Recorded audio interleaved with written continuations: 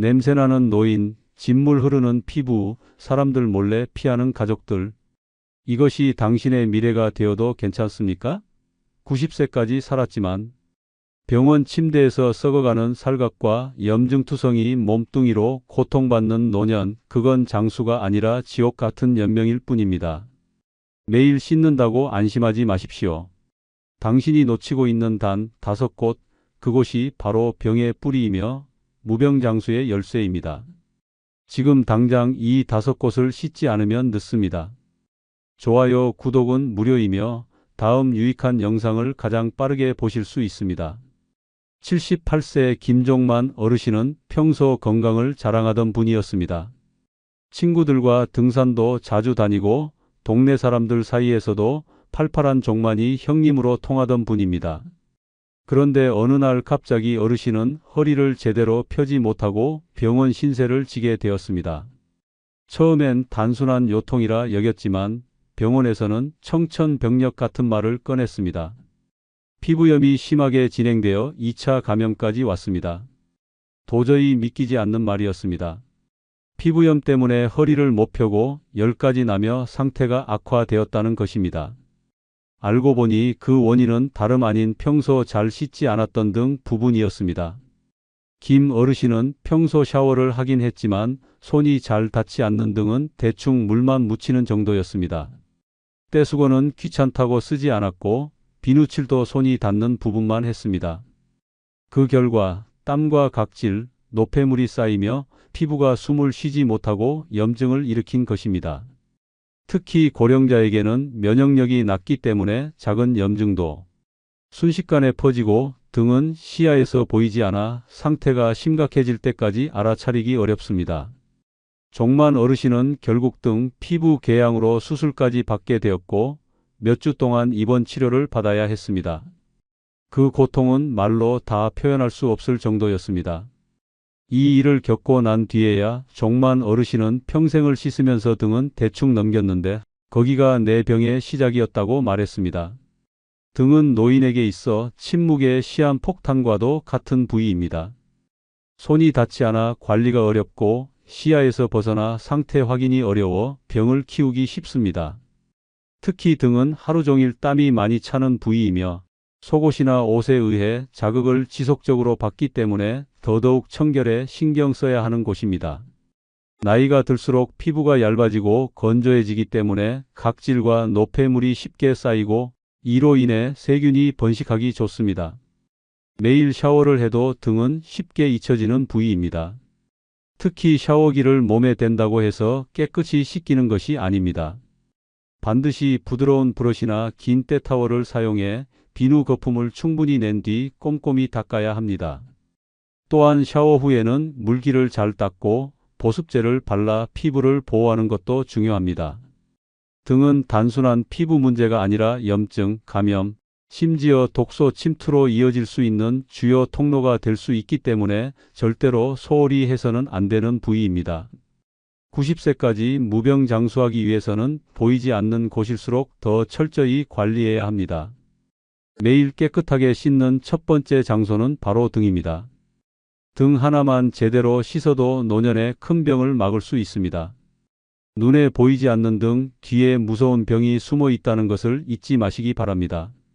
82세 박영순 할머니는 손주들에게 늘 나는 냄새 안 나게 깔끔하게 살아라고 말하곤 했습니다. 실제로도 매일 샤워를 하고 머리도 자주 감으며 외출 전엔 늘 단정히 차려입는 깔끔한 분이었습니다. 그런데 이상하게도 며느리가 자꾸만 마스크를 쓰고 가까이 오지 않으려 했습니다. 심지어 손주들도 할머니가 옆에 앉으면 슬금슬금 자리를 피하곤 했습니다. 처음엔 다들 예민하다고만 생각했지만 어느 날 병원에서 충격적인 진단을 받게 됩니다. 바로 입 냄새와 구강 내 세균 감염이 문제였던 것입니다. 박 할머니는 이를 하루 2번씩 꼬박꼬박 닦았고 입 냄새 따위는 전혀 신경 쓴 적이 없다고 말했습니다. 그런데 정작 치간 사이사이와 혀, 그리고 입 안 구석구석은 전혀 관리하지 않았던 것이었습니다. 특히 노년에는 침 분비량이 줄어들고 구강 내 자정작용이 떨어지기 때문에 세균이 번식하기에 딱 좋은 환경이 됩니다. 그 결과 박 할머니의 입에서는 일반인의 50배에 달하는 악취균이 발견되었고 잇몸 안쪽엔 이미 염증이 깊숙이 퍼져 있었습니다. 이로 인해 박 할머니는 음식을 씹는데도 어려움을 겪고 결국 몇 개의 치아를 발치해야 했습니다. 이후에는 틀니를 끼게 되었고 맛있는 음식을 봐도 제대로 씹지 못해 식욕이 떨어졌습니다. 단순히 입안을 제대로 못 씻었다는 이유로 건강은 물론이고 가족 관계까지 어그러진 셈입니다. 매일 깨끗이 씻어야 할 두 번째 부위는 바로 입안, 특히 혀와 잇몸, 치아 사이입니다. 많은 분들이 이 부분을 대충 넘기고 있습니다. 양치질을 한다고 해도 혀 닦기를 하지 않으면 입 냄새의 원인이 되는 황화화 합물이 계속 남아있게 됩니다. 특히 혀 표면은 눈으로 보기엔 깨끗해 보여도 현미경으로 들여다보면 세균이 진을 치고 있는 본거지입니다. 혀를 닦지 않으면 음식물 찌꺼기와 죽은 세포들이 얇은 막처럼 쌓이는데 이게 부패하며 독성 가스를 내뿜는 공장이 됩니다. 또한 치아 사이사이는 양치질만으로는 절대 깨끗하게 닦이지 않습니다. 반드시 치간 칫솔이나 치실을 이용해 구석구석 청소해야 합니다. 잇몸 아래에 낀 음식물 찌꺼기는 곧 세균 덩어리로 변해 염증을 유발하며 심하면 심장질환과도 연결될 수 있는 만성염증으로 발전할 수 있습니다.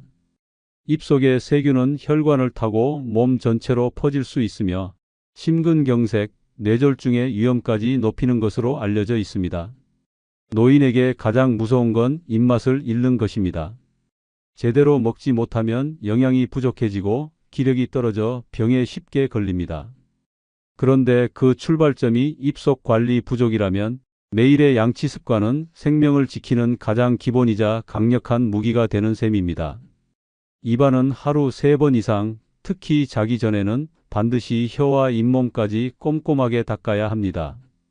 틀니를 사용하는 분들은 틀니를 깨끗이 세척한 후 입안도 별도로 청결하게 유지해야 합니다. 틀니에 낀 세균은 본래 치아보다 더 빠르게 번식하고 냄새도 훨씬 강하게 납니다.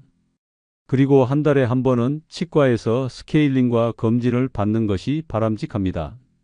90세까지 무병장수하기 위한 두 번째 습관은 바로 입안을 깨끗하게 씻는 것입니다. 입안이 더러우면 곧 인생이 더러워진다는 말도 있습니다. 냄새로 가족을 멀어지게 하고 염증으로 건강을 잃고 결국 맛없는 노년을 보내게 되는 것 단 하나의 양치 부족으로 시작됩니다.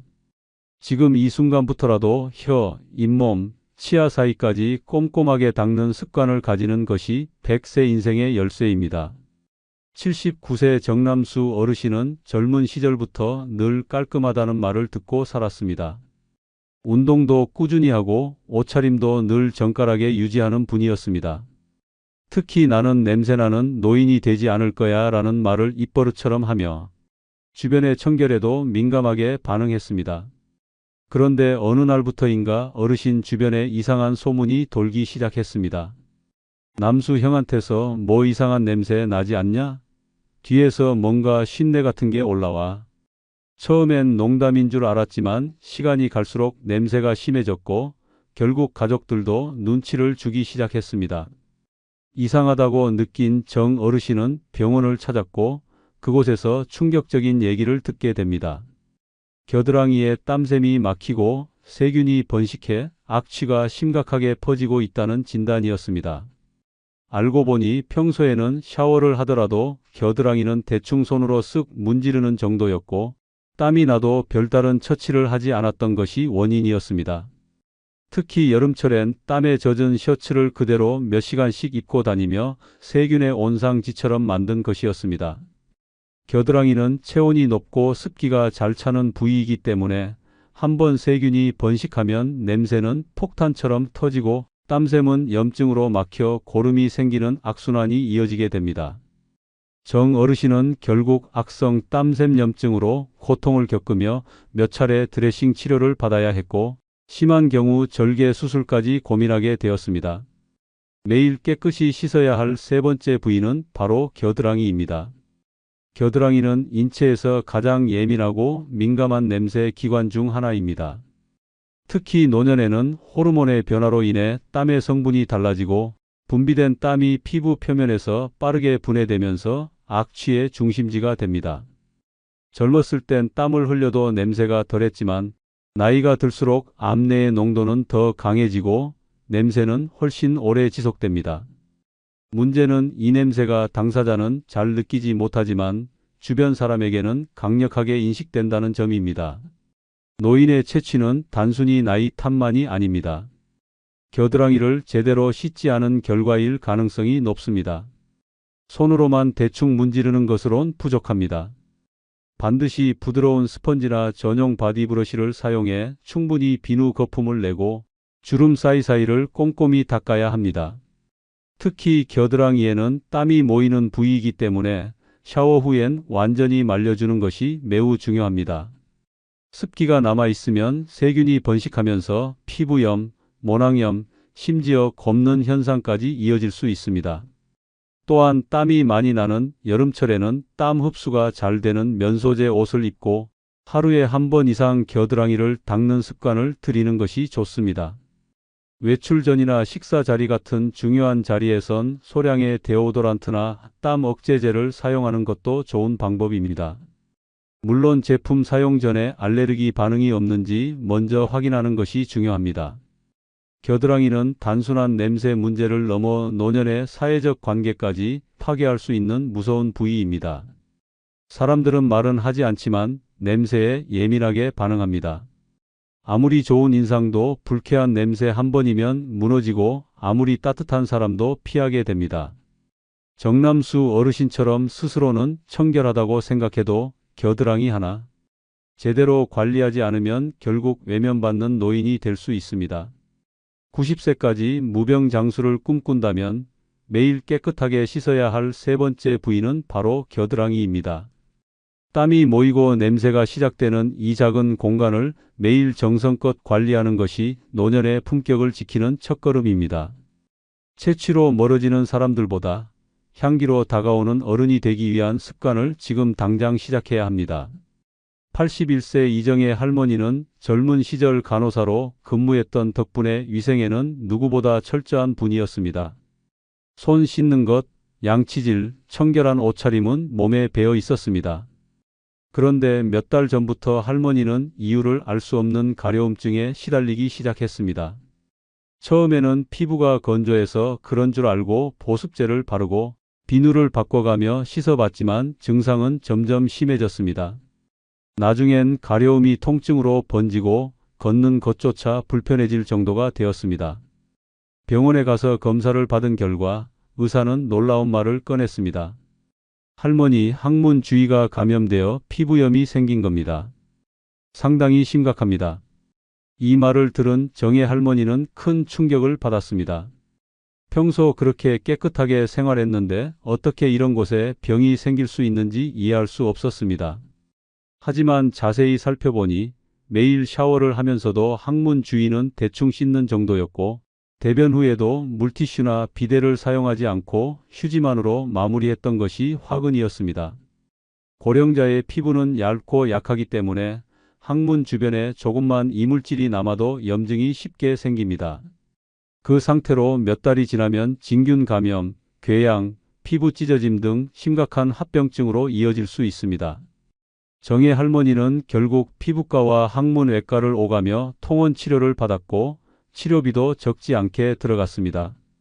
무엇보다 수치심이 가장 컸다고 고백했습니다. 매일 깨끗이 씻어야 할 네 번째 부위는 바로 항문 주위입니다. 이곳은 인체에서 가장 많은 세균이 모이는 곳 중 하나이며 동시에 가장 소홀하게 관리되는 곳이기도 합니다. 노년에는 근육이 약해져 대변을 완전히 배출하지 못하거나 배변 후 잔여물이 남아 피부에 자극을 주는 경우가 많습니다. 이로 인해 항문 주변의 끈적한 분비물, 악취, 염증, 가려움증, 심한 경우엔 피부 괴사까지 발생할 수 있습니다. 특히 당뇨병이나 고혈압 등 만성 질환을 가진 노인의 경우 피부의 회복력이 떨어지고 세균 감염에 더욱 취약하기 때문에 항문 주위 위생 관리는 생명과도 직결될 수 있습니다. 위생이 부족하면 단순한 가려움에서 시작해 치루, 치액, 항문 농양 등 중증 항문 질환으로 빠르게 발전할 수 있습니다. 항문 주위가 붓고 진물이 나며 앉지도 못하는 상태까지 가는 어르신들도 많습니다. 이 부위를 제대로 씻기 위해서는 샤워 시 반드시 미지근한 물과 약산성, 비누를 사용해 손으로 부드럽게 닦아주는 것이 중요합니다. 강한 자극을 주는 떼수건이나 거친 비누는 오히려 피부를 손상시켜 염증을 유발할 수 있습니다. 대변 후에는 가능하면 비데나 물티슈를 이용해 잔여물을 깨끗이 제거하고 항상 건조하게 유지하는 것이 좋습니다. 항문 주위가 습하거나 축축한 상태로 오래 있으면 곰팡이나 세균의 온상이 되어 끔찍한 냄새와 피부 손상을 유발하게 됩니다. 또한 속옷 선택도 중요합니다. 통풍이 잘 되는 면소재를 착용하고 땀이 많이 나는 여름철에는 하루 2번 이상 속옷을 갈아입는 것이 바람직합니다. 오래 앉아 있어야 할 경우엔 항문 주위에 땀이 차지 않도록 수건이나 패드를 사용하는 것도 좋은 방법입니다. 그리고 정기적으로 항문 건강 상태를 확인하고 이상 증상이 있을 땐 부끄러워 말고 즉시 병원을 찾는 것이 현명한 대처입니다. 90세까지 무병장수를 위해 매일 씻어야 할 네 번째 부위는 바로 항문 주위입니다. 이 부위를 소홀히 하면 냄새, 고통, 수치심, 그리고 심각한 병까지 겪게 됩니다. 하루 1분 작은 습관으로 항문 건강을 지키는 것이 진짜 노후를 지키는 길입니다. 깨끗한 뒤처리는 건강한 인생의 마무리입니다. 84세 김태섭 어르신은 자신이 젊었을 때부터 발냄새 하나 없는 남자라고 자부하던 분이었습니다. 손주들이 할아버지 발냄새 안 나서 좋아라고 말할 때면 흐뭇한 미소를 지으며 뿌듯해하곤 했습니다. 하지만 그런 자부심도 오래가지 않았습니다. 몇 달 전부터 이상한 증상이 나타나기 시작했습니다. 양말을 벗을 때마다 지독한 냄새가 나기 시작했고 발가락 사이에 진물이 생기고 피부가 벗겨지면서 고통이 심해졌습니다. 처음엔 단순한 무좀이라 생각하고 약국에서 연고를 사 발랐지만 증상은 더욱 악화되었습니다. 결국 병원을 찾은 김 어르신은 충격적인 진단을 받게 됩니다. 발바닥과 발가락 사이에 진균 감염이 심각하게 진행됐고 피부가 괴사 직전 상태입니다. 더 충격적인 건 감염이 발톱 안쪽으로까지 퍼져 발톱 무좀이 진행되고 있었고 곧 발톱을 일부 제거해야 한다는 것이었습니다. 이 감염은 너무 오랫동안 축축하고 더러운 환경에 노출된 결과였고 원인은 간단했습니다. 김 어르신은 샤워를 해도 발을 대충 씻고 특히 발가락 사이는 거의 손이 가지 않았던 것입니다. 비누칠도 하지 않은 채 물만 대충 끼얹고 말리는 것도 제대로 하지 않았습니다. 그 결과 발은 서서히 세균의 온상이 되었고 악취, 피부 손상, 통증, 진균 감염이라는 무서운 결과를 불러왔습니다. 김 어르신은 결국 통증으로 인해 장시간 걷지 못하게 되었고 사회 활동도 중단하게 되었습니다. 평소 같으면 다녔을 경로당, 모임 자리도 포기해야 했습니다. 90세까지 무병장수하기 위해 매일 깨끗이 씻어야 할 5번째 부위는 바로 발과 발가락 사이입니다. 발은 하루 종일 체중을 지탱하고 신발 속에서 땀과 습기, 압박에 시달리는 부위입니다. 그 중에서도 발가락 사이와 발톱 밑은 세균과 곰팡이가 가장 쉽게 번식하는 위험지대입니다. 특히 노년층은 혈액순환이 떨어지고 피부 재생 능력이 저하되기 때문에 작은 상처도 곧 심각한 염증과 감염으로 악화되기 쉽습니다. 문제는 대부분의 노인들이 발을 제대로 씻지 않는다는 점입니다. 허리를 굽히기 어렵고 균형이 안 맞기 때문에 샤워하면서 발은 대충 물로 헹구고 끝내는 경우가 많습니다. 그러나 이것은 냄새와 병의 씨앗을 키우는 습관입니다. 반드시 앉아서 발을 씻을 수 있는 공간을 마련하고 비누로 충분히 거품을 낸 뒤 발가락 사이까지 꼼꼼히 문질러야 합니다. 특히 발톱 주변과 발뒤꿈치, 발가락 사이에 피부 주름 쌓이는 세균이 숨어 있는 사각지대입니다. 샤워 후에는 깨끗한 수건으로 발을 완전히 말려야 합니다. 습기가 남아 있으면 곰팡이균이 활발하게 번식하여 무좀, 악취, 발톱 변형을 일으키게 됩니다. 만약 발에 상처가 있다면 방치하지 말고 반드시 소독 후 적절한 연고를 발라야 합니다. 그리고 통풍이 잘 되는 양말을 신으며 하루 한 번 이상 양말을 갈아주는 습관을 들이는 것이 중요합니다.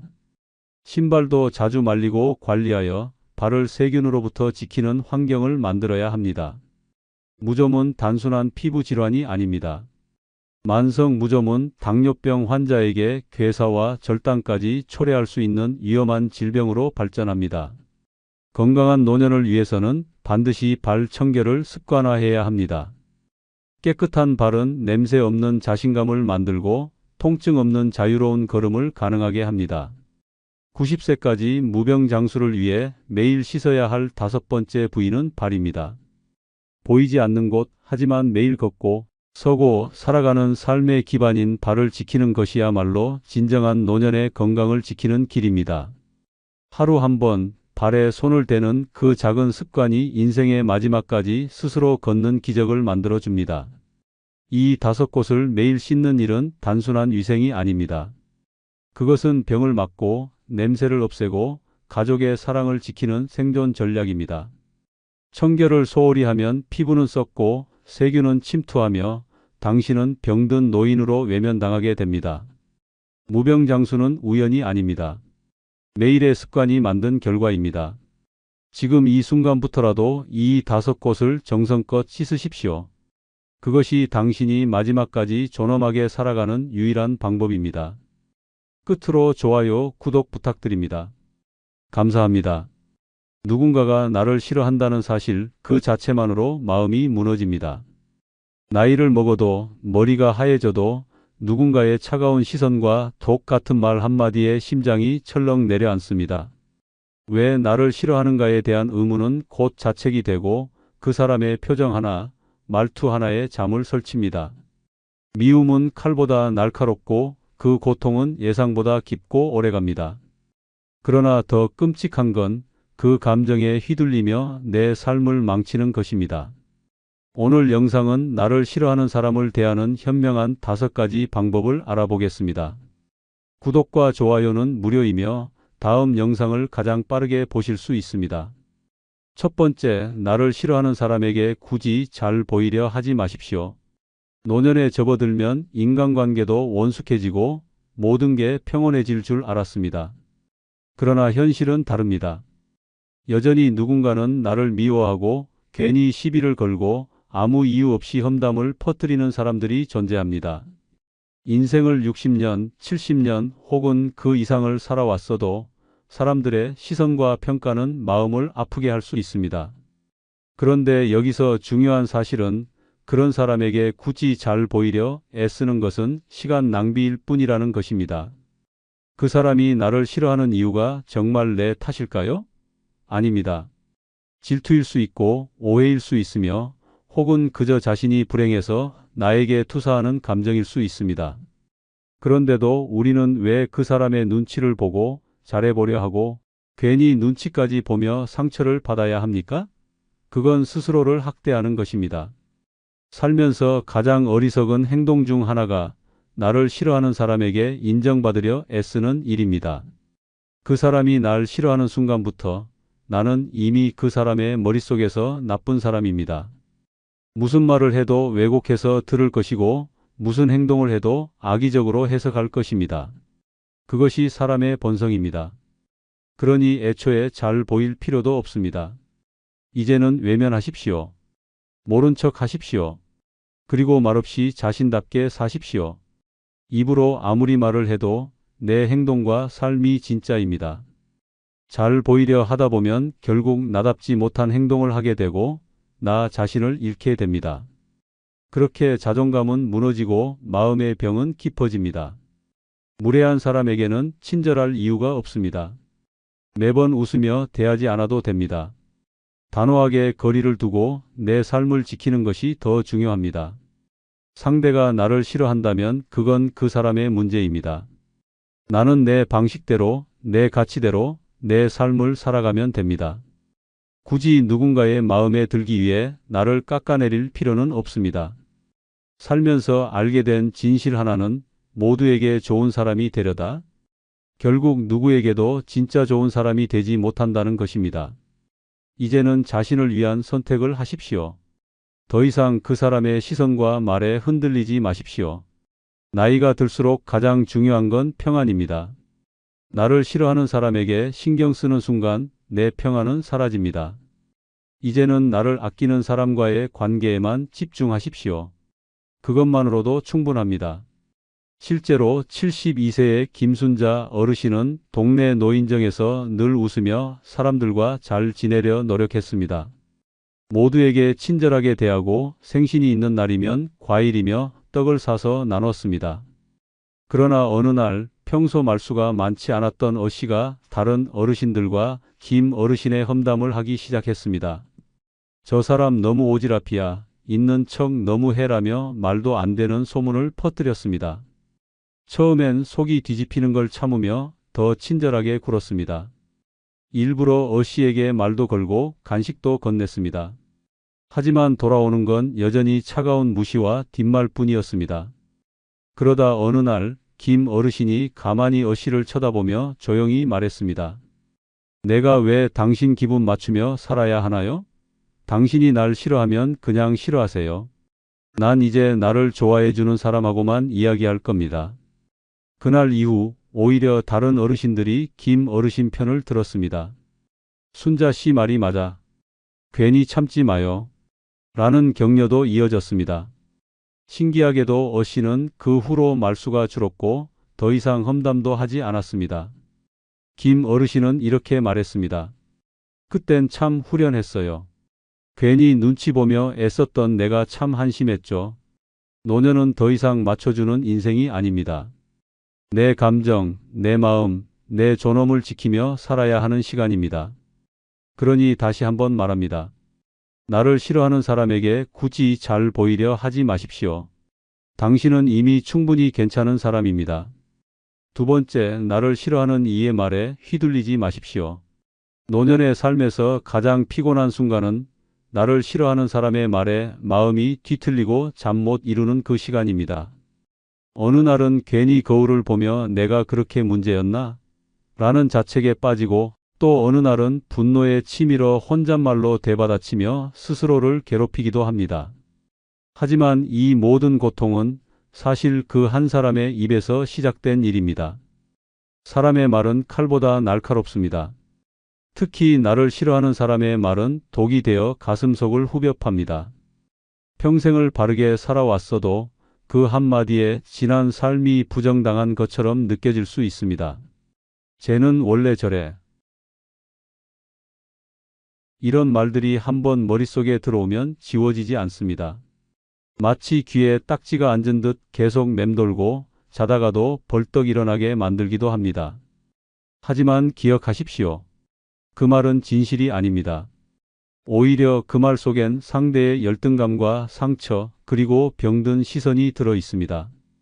나를 깎아내려야 자신이 편해지는 사람도 있습니다. 불행한 사람일수록 타인을 끌어내리는 말로 자신의 존재를 확인하려 듭니다. 그런 이의 말을 곧이곧대로 받아들이는 순간 나까지 불행의 수렁으로 빠져버리는 것입니다. 휘둘리지 마십시오. 그 말은 상대의 인격을 드러낼 뿐 나의 가치를 떨어뜨리는 증거가 아닙니다. 내가 나를 믿지 않으면 그 누구도 나를 지켜줄 수 없습니다. 내 자존감은 내가 지켜야 합니다. 어떤 말에도 흔들리지 않는 마음을 가지는 것, 그것이 진정한 노년의 여유입니다. 중요한 건 내가 어떤 말을 듣는지가 아니라 어떤 말을 마음에 담느냐입니다. 악의적인 말은 마음 밖에서 흘려보내야 합니다. 들었어도 들은 척하지 마십시오. 말로 맞서기보다는 무표정한 얼굴로 반응을 꺼내지 마십시오. 상대는 내가 상처받기를 바라며 말을 던지는 것입니다. 내가 무너지는 순간 그들은 속으로 웃고 있을지도 모릅니다. 더 이상 그들의 장난감이 되지 마십시오. 나를 싫어하는 사람의 말은 그 사람의 인생 문제일 뿐 내 삶과는 무관한 잡음입니다. 진흙탕에서 뒹구는 사람의 말을 듣는 순간 나도 진흙 속으로 끌려 들어갑니다. 차라리 모른 척 웃으며 다른 방향으로 걸어가십시오. 침묵이 때로는 가장 강력한 무기입니다. 실제로 68세의 이정환 씨는 퇴직 후 동네 산악회에 가입해 활동하던 중 자신을 은근히 무시하는 사람이 있다는 걸 느꼈습니다. 그 사람은 모임 중에 항상 이런 말을 했습니다. 정환 씨는 늘 혼자 다니시더라. 성격이 그럴만하긴 해. 혹은 예전에 직장 다닐 땐 좀 위에 있던 분이었대요. 요즘은 뭐 다 똑같죠. 이런 식의 말들이 매번 모임에서 반복되었습니다. 이 씨는 처음엔 웃으며 넘기려 했지만 집에 돌아올 땐 괜히 속이 쓰리고 잠이 오지 않았습니다. 결국 모임을 그만둘까 고민하던 어느 날 아내가 한마디 했습니다.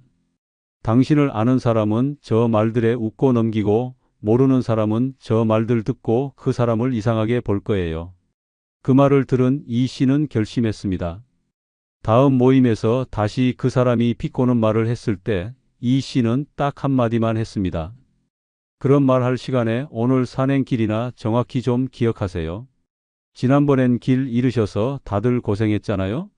모두가 웃었고 그 이후 그 사람은 입을 다물었습니다. 그 뒤로 이 씨는 말했습니다. 그 사람이 뭘 떠들든 나는 나답게 살기로 했습니다. 그 말에 휘둘리는 건 결국 내 선택이더라고요. 나를 싫어하는 사람의 말에 휘둘리는 순간 내 인생은 그 사람의 손에 넘어가는 것입니다. 이젠 되찾으십시오. 내 감정, 내 평안, 그리고 내 존엄을. 그 어떤 말보다 중요한 건 내가 나를 믿는 마음입니다. 세 번째, 모든 사람에게 사랑받을 수 없다는 사실을 받아들이십시오. 노년에 이르면 사람 마음은 더 여려집니다. 이제는 싸우고 싶지 않고 괜히 미움받고 싶지 않고 모든 관계가 평화롭기만을 바랍니다. 그래서 더 조심하고 더 잘해주고 더 낮춰줍니다. 그런데도 누군가는 여전히 나를 무시하고 이유 없이 차갑게 대하며 뒷담화를 일삼습니다. 그럴 때 마음속에 이런 생각이 스멀스멀 올라옵니다. 나는 왜 저 사람에게도 인정받지 못할까? 이 생각이 바로 마음의 독입니다. 이제는 깨달아야 합니다. 세상 모든 사람에게 사랑받는 건 불가능합니다. 아니, 애초에 불필요한 목표입니다. 누구나 자신만의 시선과 기준으로 사람을 평가합니다. 어떤 이는 나의 솔직함을 좋아하지만 또 다른 이는 그것을 거만함으로 받아들입니다. 어떤 이는 내 침묵을 배려로 보지만 또 어떤 이는 무시라고 느낍니다. 결국 문제는 내가 누군가에게 어떻게 보이느냐가 아니라 그 사람이 어떤 렌즈로 세상을 보느냐입니다. 그런데 왜 그 렌즈에 맞추려고 애를 씁니까? 왜 사랑받기 위해 스스로를 바꾸려 합니까? 그건 결국 가짜 나를 만들어내는 것입니다. 그렇게 만들어진 가짜 나로는 진짜 사랑을 받을 수 없습니다. 그것은 애정이 아닌 오해이며 이해가 아닌 착각일 뿐입니다. 진짜 나를 사랑해 주는 사람은 많지 않지만 그래서 더 소중한 것입니다. 모두에게 사랑받으려는 마음은 위험합니다. 그 마음은 결국 자존감을 갉아먹고 끝없는 자기 검열과 불안으로 이어집니다. 잘 보이려다 상처만 남고 웃으려다 눈물이 납니다. 그러니 이제는 내려놓으십시오. 모두의 사랑은 축복이 아닌 착취일 수 있습니다. 특히 나를 싫어하는 사람에게조차 사랑받으려는 그 집착은 내 인생을 통째로 헌납하는 길입니다. 오히려 중요한 건 나를 미워하는 사람에게 에너지를 쓰는 대신 나를 아끼고 좋아해주는 이들에게 더 진심을 주는 것입니다. 그 소수의 사람들과 깊고 단단한 관계를 만드는 것, 그것이 노년의 행복입니다. 사랑을 구걸하는 인생이 아니라 사랑을 나누는 인생을 선택하십시오. 72세의 오명자 씨는 교회 성가대에서 10년 넘게 활동했습니다. 봉사도 열심히 하고 새로 들어온 사람들에게 먼저 다가가 말을 걸고 항상 미소를 잃지 않았습니다. 그런데도 유독 비집사라는 사람은 명자 씨를 싫어했습니다. 틈만 나면 비꼬는 말투로 어우, 또 센 척 하시네. 처음엔 명자 씨도 충격이 컸습니다. 왜 이런 말을 들어야 하나? 내가 뭘 잘못했나? 혼자 고민하며 눈물도 흘렸습니다. 그러던 어느 날 교회 뒷정리를 하던 중 새로 온 집사 한 명이 명자 씨에게 조심스럽게 물었습니다. 명자 권사님, 그분이 왜 그렇게 말하시는지 아세요? 예전에 본인이 성가대장 하려다가 못 됐거든요. 그 순간 머리가 띵했습니다. 그리고 웃음이 나왔습니다. 내가 뭘 잘못한 줄 알고 괴로워했는데 결국 그 사람 마음에 있던 질투였구나. 그 후 명자 씨는 달라졌습니다. 비집사가 뾰족한 말을 해도 그냥 웃고 넘겼습니다. 주변 사람들은 오히려 명자 씨의 침착함에 감탄했고 점점 비집사는 고립되었습니다. 명자 씨는 말했습니다. 내가 모든 사람에게 사랑받으려고 애썼던 시간이 참 바보 같았어요. 이젠 나를 좋아하는 사람만 보고 살기로 했어요. 그 말에 동네 사람들이 박수를 쳤습니다. 명자 권사님처럼 살아야지 라고 말하며 웃었습니다. 결국 중요한 건 사랑받는 수가 아니라 사랑의 질입니다. 100명이 나를 몰라줘도 단 한 사람이 진심으로 나를 이해하고 아껴준다면 그걸로 충분한 인생입니다. 모두에게 사랑받을 수는 없습니다. 하지만 나답게 살면서 진짜 나를 사랑해주는 사람을 만날 수는 있습니다. 그게 노년의 품격이고 인생의 승리입니다.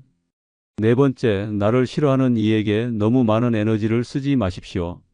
누군가 나를 싫어한다는 사실이 마음에 꽂히는 순간 인생의 에너지가 송두리째 빨려나가기 시작합니다. 잠을 자도 머릿속은 그 사람의 말로 시끄럽고 밥을 먹어도 그 사람의 표정이 떠오릅니다. 심지어 거울을 보며 스스로를 의심하게 됩니다. 내가 뭘 그렇게 잘못했나? 왜 저 사람은 나를 미워할까?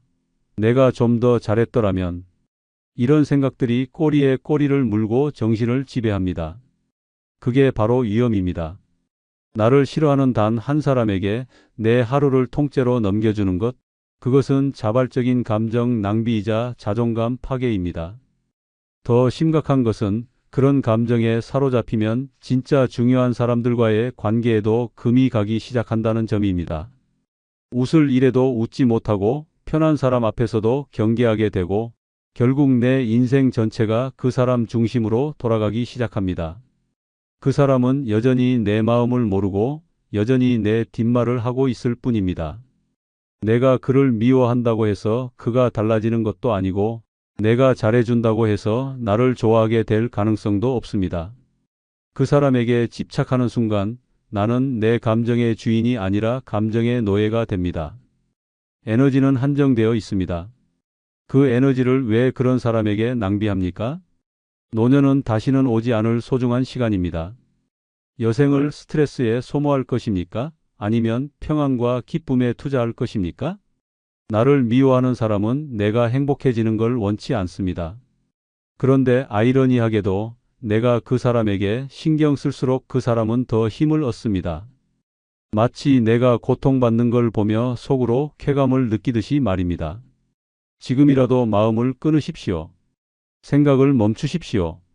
그 사람이 무슨 말을 했는지, 어떤 표정을 지었는지, 누가 내 뒷담화를 들었는지 전부 사소한 일입니다. 중요한 건 내가 오늘 하루를 어떻게 보내느냐입니다. 내가 좋아하는 음악을 들으며 차 한 잔 마시는 그 평범한 순간이 그 사람의 말보다 수천 배 가치 있습니다. 한 번뿐인 인생을 왜 그 사람에게 저당 잡힙니까? 웃기고 억울하고 속 터지지만 무시하는 것이 가장 통쾌한 복수입니다. 상대는 내가 반응하길 원합니다. 화내길 바라고 상처받길 기대합니다. 하지만 내가 아무런 감정도 쓰지 않는다면 그 순간 그 사람은 무기력해집니다. 무시야말로 가장 강력한 대응입니다. 68세의 장영숙 씨는 마을 반상회에서 수년째 총무 역할을 맡아오며 꼼꼼하게 일을 처리해왔습니다. 하지만 늘 문제를 만드는 한 사람이 있었습니다. 바로 시씨였습니다. 모임만 열리면 영숙 씨의 보고서를 트집 잡고 사람들 앞에서 총무가 왜 이렇게 잘난 척이야? 혼자 다 하려는 거 좀 보기 싫어. 라며 빈정거렸습니다. 처음엔 영숙 씨도 분노했습니다. 보고서를 다시 써보기도 하고 일부러 그 사람에게 다가가 잘해보려도 했습니다. 하지만 결과는 똑같았습니다. 여전히 핏곰과 험담, 눈치 주기만 반복됐습니다. 그렇게 몇 달간 스트레스를 받던 어느 날 영숙 씨는 결심했습니다. 저 사람에게 1초도 아까운 감정을 쓰지 말자. 그날 이후 시 씨가 무슨 말을 해도 대꾸하지 않았습니다. 보고서를 던지듯 받아도 무표정, 비꼬는 말을 해도 그냥 미소. 아무 감정도, 아무 말도, 아무 반응도 주지 않았습니다. 사람들은 오히려 시 씨를 이상하게 보기 시작했습니다. 왜 혼자 저렇게 나를 세워? 영숙 씨는 아무 문제 없어 보이는데? 결국 몇 달 뒤 시 씨는 스스로 자리를 옮겼고 영숙 씨는 여전히 총무로 박수받으며 활동하고 있습니다. 영숙 씨는 말했습니다. 진작 저럴 걸 그랬어요. 괜히 애썼지. 그 시간에 바느질 하나 더 했으면 조끼 한 벌은 떴겠네요. 이 말이 정답입니다. 나를 싫어하는 이에게 쓰는 에너지는 내 삶의 아름다운 조각을 갉아먹는 독입니다. 이제는 마음을 지키십시오. 사랑받을 자격이 없는 사람에게 내 귀한 에너지 단 1초도 허비하지 마십시오. 당신의 인생은 그보다 훨씬 값집니다. 5번째, 나를 아껴주는 한 사람만 있어도 충분합니다. 인생을 살다 보면 인간관계는 풍성할수록 좋다고 믿게 됩니다.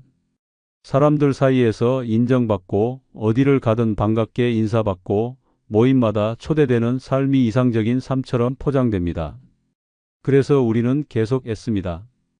더 많이 웃고 더 많이 양보하고 더 많이 나를 깎아내면서까지 사람들에게 맞추려고 합니다. 하지만 결과는 언제나 상처투성이입니다.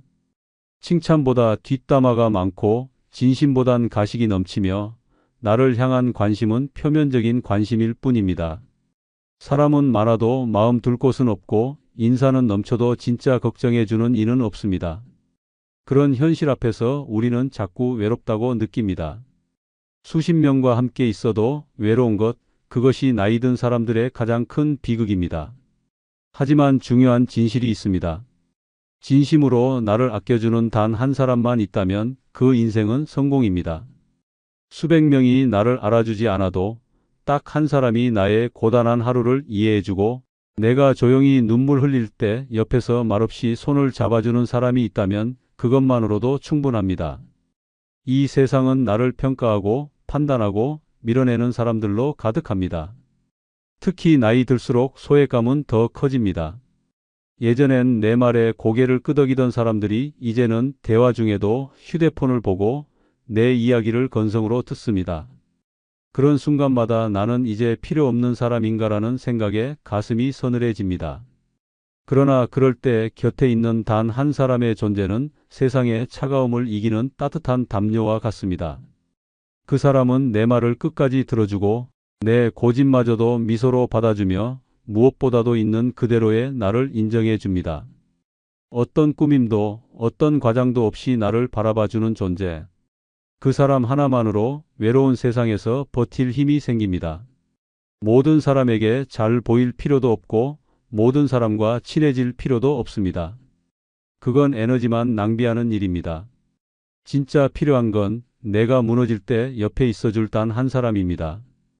그 존재는 친구일 수도 있고 배우자일 수도 있고 자녀일 수도 있습니다. 아니면 뜻밖의 이웃일 수도 있습니다. 중요한 건 숫자가 아니라 진심입니다. 70세의 조영자 씨는 평생 성실하게 살아왔습니다. 고등학교 교사로 정년까지 일했고 남편과도 금슬이 좋았습니다. 그러나 남편이 세상을 떠난 후 인생은 행하게 느껴졌습니다. 자녀들은 다 출가에 바쁘고 친구들도 하나둘 멀어졌습니다. 하루 종일 아무와도 말 한마디 안 하는 날이 늘어나면서 우울감이 깊어졌습니다.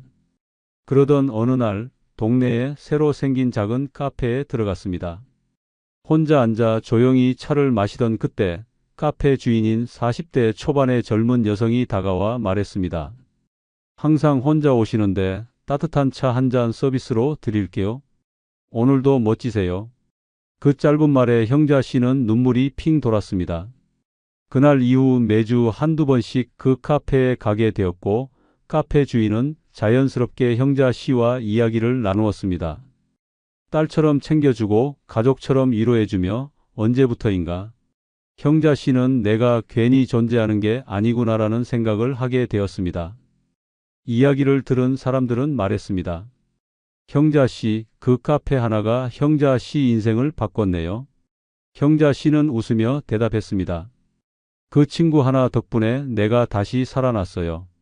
나를 진짜로 봐주는 사람이 하나만 있어도 인생은 다시 따뜻해집니다. 맞습니다. 나를 아껴주는 한 사람, 그 한 사람이 내 삶을 지켜주는 벽이 됩니다. 수많은 사람보다 단 한 사람의 진심이 훨씬 소중합니다. 이제는 그 한 사람에게 집중하십시오. 나머지는 인생의 배경일 뿐입니다. 이제는 깨달아야 합니다. 누군가의 미움이 내 인생을 좌지우지하게 내버려 둬선 안 됩니다. 그 사람은 내 인생의 주인공이 아닙니다. 나를 싫어하는 이에게 감정과 시간을 퍼주며 내 삶을 스스로 갉아먹는 건 어리석은 짓입니다. 인생은 단 한 번뿐입니다. 남의 시선에 질질 끌려다니기엔 나의 남은 시간이 너무 아깝습니다. 지금부터는 나를 지키는 인생을 살아야 합니다. 끝으로 구독과 좋아요 부탁드립니다. 가난은 참을 수 있습니다. 끼니를 굶어도 옷이 해져도 지붕이 셀지언정 견딜 수 있습니다. 하지만 70세 이후부터는 가난보다 더 지독하고 더 치욕스러운 것들이 기다리고 있습니다. 늙었다는 이유 하나로 무시당하고 투명 인간처럼 취급받고 하루하루가 살아있다는 고통으로 다가옵니다. 때로는 노인에게 세상은 더 이상 따뜻하지 않습니다. 이번 영상은 70세 이후 가난보다 두려운 5가지에 대해 설명드리겠습니다. 좋아요, 구독은 무료이며 다음 영상을 가장 빠르게 보실 수 있습니다. 70세 이후 가난보다 두려운 것 중 첫 번째는 좋은 음식 앞에서도 입맛이 없을 때입니다. 한때는 고기 한 점에 웃음이 터지고 따끈한 국물 한 숟가락에 마음이 녹던 시절이 있었습니다. 입에 착착 감기는 반찬 하나로도 하루가 즐거웠고 손주들과 둘러앉은 밥상은 작은 축제였습니다. 하지만 어느 순간 아무리 비싼 음식을 차려도 화려한 반찬이 줄지어도 한 입 삼키는 것조차 고역이 되는 날이 찾아옵니다. 입맛이 없다는 건 단순히 배가 안 고픈 것이 아닙니다. 생의 즐거움이 사라졌다는 신호입니다. 혀끝은 무감각해지고 향긋하던 음식 냄새가 역겹게 느껴지는 그 순간 몸이 아니라 마음이 먼저 늙어버린 것입니다. 그 옛날 자식 키울 땐 찬밥에 물 말아도 꿀맛이었습니다. 입안 가득 퍼지는 된장찌개 한 그릇에 힘이 솟았고 김치 한 조각도 아까워 자식 밥상에 올려주던 그 손이 이제는 자신을 위해 밥을 짓는 것도 귀찮아졌습니다. 사람은 음식을 통해 삶의 의지를 이어갑니다. 그런데 아무것도 먹고 싶지 않다는 것은 마음이 지쳤고 삶이 무거워졌다는 뜻입니다. 특히 혼자 식사할 때 공허한 식탁 앞에 앉아 멍하니 밥을 바라보다가 그대로 자리에서 일어나 버리는 일이 반복됩니다. 아무도 함께하지 않는 식사는 아무리 고급스러워도 종이장 같은 허무함만 남깁니다. 가장 참혹한 건 자식이 사온 고급 도시락, 비싼 소고기, 보기 좋은 반찬이 오히려 불편하게 느껴질 때입니다. 엄마 이거 드셔봐요. 아주 비싼 거예요 라는 말이 칼날처럼 가슴에 박힙니다. 나를 위한다는 그 음식 앞에서 미안함과 눈치가 입맛을 앗아갑니다. 먹지 못한 밥상은 자식의 실망으로 돌아오고 그 실망은 부모의 죄책감이 됩니다.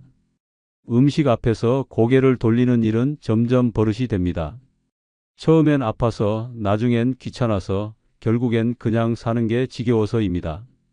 그 순간 음식은 더 이상 삶을 유지하는 수단이 아니라 삶을 포기하는 도구가 되어버립니다. 70세가 넘은 어느 어르신의 이야기입니다. 이 어르신은 평생 식당을 하셨고 손맛 하나로 동네에서 이름난 분이었습니다. 아들, 딸 다 출가시키고 혼자 지내는 지금도 작은 냄비에 반찬 몇 가지는 뚝딱 만들어내는 솜씨가 있었습니다. 그런데 어느 날부터 냉장고 문이 닫힌 채로 며칠씩 지나가고 가스레인지에 불 켠 적이 없다는 걸 스스로 알아차리게 되었습니다. 이유는 단순했습니다. 입맛이 없어서였습니다. 어느 날은 며느리가 찜닭을 포장해 왔습니다. 어머니, 이 집 줄 서서 사는 집이에요. 한번 드셔보세요 라고 말하며 상을 차려주었습니다. 하지만 어르신은 한 입 먹고는 숟가락을 내려놓았습니다. 이유를 묻는 며느리에게 그냥 입맛이 없네라고 대답했지만 속으로는 이렇게 말하고 있었습니다. 혼자 먹는 음식이 무슨 맛이니? 내가 만든 밥도 아닌데 먹는 재미가 없구나. 며느리는 괜히 음식을 남겼다며 속상해했고 아들은 전화를 걸어 엄마, 왜 그래? 기운 차려야지라고 했습니다. 그날 밤 어르신은 혼자 냉장고를 열었다가 그냥 닫았습니다. 그리고 생각했습니다. 나 언제부터 이렇게 입맛을 잃었을까? 그러다 어느 날 동네 복지관에서 혼밥 모임이 있다는 소식을 듣고 반신반의하며 참석했습니다. 같은 또래 어르신들이 직접 만든 반찬을 함께 나누고 웃으며 밥을 먹는 자리였습니다. 한 분이 무심코 이 나이에도 이런 거 먹으니 좋네, 입맛이 돈다 그려라고 말하자 어르신은 고개를 끄덕이며 천천히 밥을 떠먹기 시작했습니다. 그날 어르신은 집에 돌아와 혼잣말을 했습니다. 같이 먹으니 맛있네. 내 입맛이 죽은 게 아니라 마음이 죽었던 거였네. 그리고는 오랜만에 냉장고에서 계란을 꺼내 계란찜을 만들었습니다. 작고 소박한 반찬이었지만 삶의 맛은 거기서 다시 시작되었습니다. 70세 이후 가난보다 두려운 것 중 두 번째는 자식에게 짐이 되는 순간입니다. 그 어떤 가난보다 두려운 현실은 사랑했던 자식의 눈빛에서 부담과 피로를 읽어내는 순간입니다. 늙고 병든 몸을 이끌고 자식 집에 얹혀 살게 된 어느 날부터 눈치라는 독이 천천히 온몸에 퍼지기 시작합니다. 한때는 우리 부모님 모시는 건 당연한 일이라 당차게 말하던 자식이 시간이 흐를수록 방문을 조용히 닫고 밥상 위에 놓인 반찬 수가 줄어들며 대화가 날카로워지는 모습을 보게 됩니다. 그럴 때마다 마음속에서는 내가 왜 이렇게 되었나 하는 자책이 비수처럼 꽂힙니다. 부모는 주는 존재입니다. 내리사랑이라는 말처럼 죽을 때까지 자식에게 해주고 싶고 더 주지 못한 걸 미안해하는 게 부모 마음입니다. 그런데 어느 날부터 주는 손이 아닌 받는 손이 되어버리고 그 손이 자식의 어깨를 누르기 시작합니다. 그 순간부터 부모는 짐이 됩니다. 짐이 된다는 사실을 깨닫는 건 사소한 찰나입니다.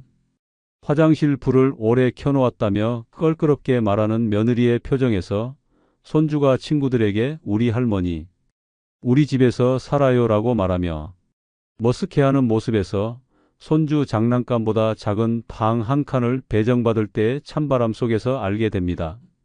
경제적 짐이 아니더라도 함께 산다는 것 자체가 생활의 불편함으로 여겨질 때 부모는 말없이 자리를 줄입니다. 주방 사용 시간까지 눈치 보게 되는 삶은 감옥과 다를 바 없습니다. 나이 들면 다 그렇지라고 위안하고 싶지만 그것은 현실을 외면하는 자기 기만일 뿐입니다. 문제는 단지 외로운 것이 아닙니다. 자식에게 짐이 된다는 죄책감은 늙은 부모를 자존감 밑바닥으로 끌어내립니다. 내가 있어야 할 자리가 없다는 사실, 나로 인해 자식 가정이 불편해진다는 사실은 매일을 지옥처럼 만듭니다. 그 지옥에서 빠져나오기 위해 일부는 스스로 요양원을 찾아가고 또 어떤 이는 말없이 삶을 정리합니다.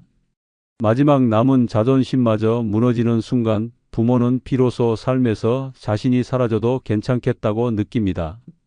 아무도 원하지 않는 존재가 되어버렸을 때 내가 자식을 위해 헌신한 시간이 무슨 의미였나라는 깊은 허무감이 파고듭니다. 어느 78세 어르신의 실제 이야기입니다. 남편과 사별한 후 서울에 사는 아들 집으로 들어가 살게 되었습니다. 손자도 있고 함께 살면 덜 외로울 것 같아 큰 기대를 안고 올라갔습니다. 하지만 현실은 냉정했습니다. 며느리는 하루가 멀다 하고 예민한 눈빛을 보냈고 손자는 자신을 부끄러워하며 친구들을 집에 데려오지 않았습니다. 어느 날은 며느리가 무심코 말했습니다. 어머님, 혹시 고향 친구분 계시면 거기서 지내보시는 건 어때요? 그 말은 곧 나가달라는 뜻이었습니다.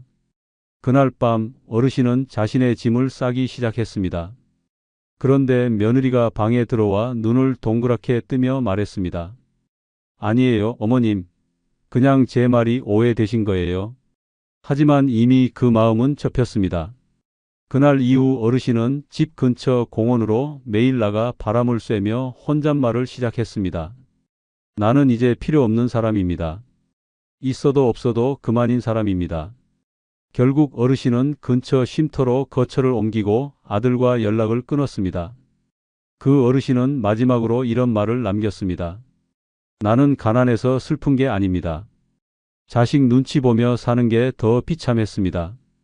70세 이후 가난보다 두려운 것 중 세 번째는 기댈 사람이 없을 때입니다. 늙어가는 게 두려운 게 아닙니다. 몸이 약해지는 것도 주름이 깊어지는 것도 견딜 수 있습니다. 그러나 진짜 두려운 건 내 옆에 아무도 없다는 사실입니다. 숨이 턱턱 막히고 마음이 갈 곳을 잃을 때 누군가에게 기대고 싶은 본능은 본능조차 되지 못하고 사라져 버립니다. 세상이 좁아지는 걸 가장 먼저 느끼는 건 인간관계입니다. 아침에 눈을 떴을 때 오늘 누구를 만나지? 가 아닌 오늘도 누구와 말 안 하고 지나갈까? 라는 생각이 머릿속을 지배합니다. 그렇게 며칠, 몇 달, 몇 년이 지나면 내 인생은 말 한마디 없이 스르르 미끄러지듯 사라집니다. 나이가 들면 기대는 법을 잊습니다. 어차피 연락해도 바쁠 자식, 얘기 꺼내면 불편해하는 지인, 건강 문제를 말하면 한숨 쉬는 사람들 뿐입니다. 결국 아무에게도 기대지 않게 됩니다. 기대는 배신으로 돌아온다는 것을 이미 여러 번 겪었기 때문입니다. 기댈 사람이 없다는 건 단순히 외로운 것이 아닙니다. 위기의 순간에 누군가 내 이름을 불러주지 않는 살, 병원에 실려가도 보호자랑 칸에 아무도 없다는 현실, 작은 사건 하나에도 인생 전체가 무너질 수 있다는 두려움과 맞서야 한다는 뜻입니다. 밤이 되면 이불 속에서 조용히 울다가 아무 일도 없었던 듯 아침에 거울을 보고 웃는 척을 합니다. 속은 썩고 마음은 텅 비었는데 겉은 괜찮은 척 살아가는 삶이 이어집니다. 하루가 끝나면 TV 소리만 덩그러니 방 안을 채우고 정적 속에서 마음은 더욱 깨어집니다. 진짜 무서운 건 이제는 기대고 싶지도 않다는 무감각입니다. 내가 왜 이런 말까지 해야 하지 귀찮게 느껴질까봐. 그냥 참자는 생각이 굳어지면 결국 나는 투명한 존재가 됩니다. 이 세상에서 내 안부를 궁금해하는 사람이 단 한 명도 없다는 그 서글픈 진실 앞에 사람은 말없이 무너집니다. 믿었던 자식에게도 기대기 어려운 세상입니다. 형제 자매는 이미 각자의 삶에 바쁘고 친구는 병원 아니면 요양원입니다. 전화번호부를 아무리 뒤적여도 걸 수 있는 번호 하나 없는 그 찰나 고독은 내 안에서 폭탄처럼 터집니다. 서울 동작구에 사는 74세 어르신의 실제 이야기입니다. 이 어르신은 은퇴 전까지 공무원으로 성실히 일하며 아내와 함께 단출하게 살아왔습니다. 자식은 없었지만 둘만 있어도 충분하다고 생각했습니다. 그런데 아내가 3년 전 갑작스레 세상을 떠났습니다. 그날부터 세상은 완전히 뒤집혔습니다. 아내의 빈자리는 생각보다 컸고 혼자 하는 식사, 혼자 하는 외출, 혼자 자는 밤이 지옥 같았습니다. 처음엔 친구에게 전화를 걸어보기도 했습니다. 하지만 시간이 갈수록 연락은 뜸해졌고 전화기 속엔 정적만 가득했습니다. 그러던 어느 날 아침에 일어나려다 갑작스러운 어지럼증으로 쓰러졌습니다. 바닥에 누운 채 몇 시간을 버텼고 겨우 몸을 끌어올려 전화기를 잡았지만 막상 누를 번호가 없었습니다. 응급실에 혼자 실려가 보호자 연락처랑 칸에 해당 없음을 적는 순간 눈물이 왈칵 쏟아졌습니다. 퇴원 후에도 병원에서 받은 안내문을 보며 같이 갈 사람 난에 적을 이름이 떠오르지 않아 멍하니 종이를 바라만 보았습니다. 그날 이후 어르신은 자신만의 방법으로 외로움을 극복하기로 했습니다. 동네 공원에 매일 같은 시간에 나가 벤치에 앉았습니다. 처음엔 아무도 말 걸지 않았지만 매일 같은 시간 같은 자리에서 만나는 다른 어르신들과 눈인사를 시작하게 되었습니다. 그러다 마침내 어느 날 한 어르신이 귤 한 개를 내밀며 어이, 오늘도 나오셨네라고 말을 걸었습니다. 그 순간 어르신은 눈을 질끈 감고 웃으며 이렇게 말했습니다. 누군가 날 기억해 주는구나. 지금 이 어르신은 하루에 2번씩 공원에 나갑니다. 그리고 말합니다.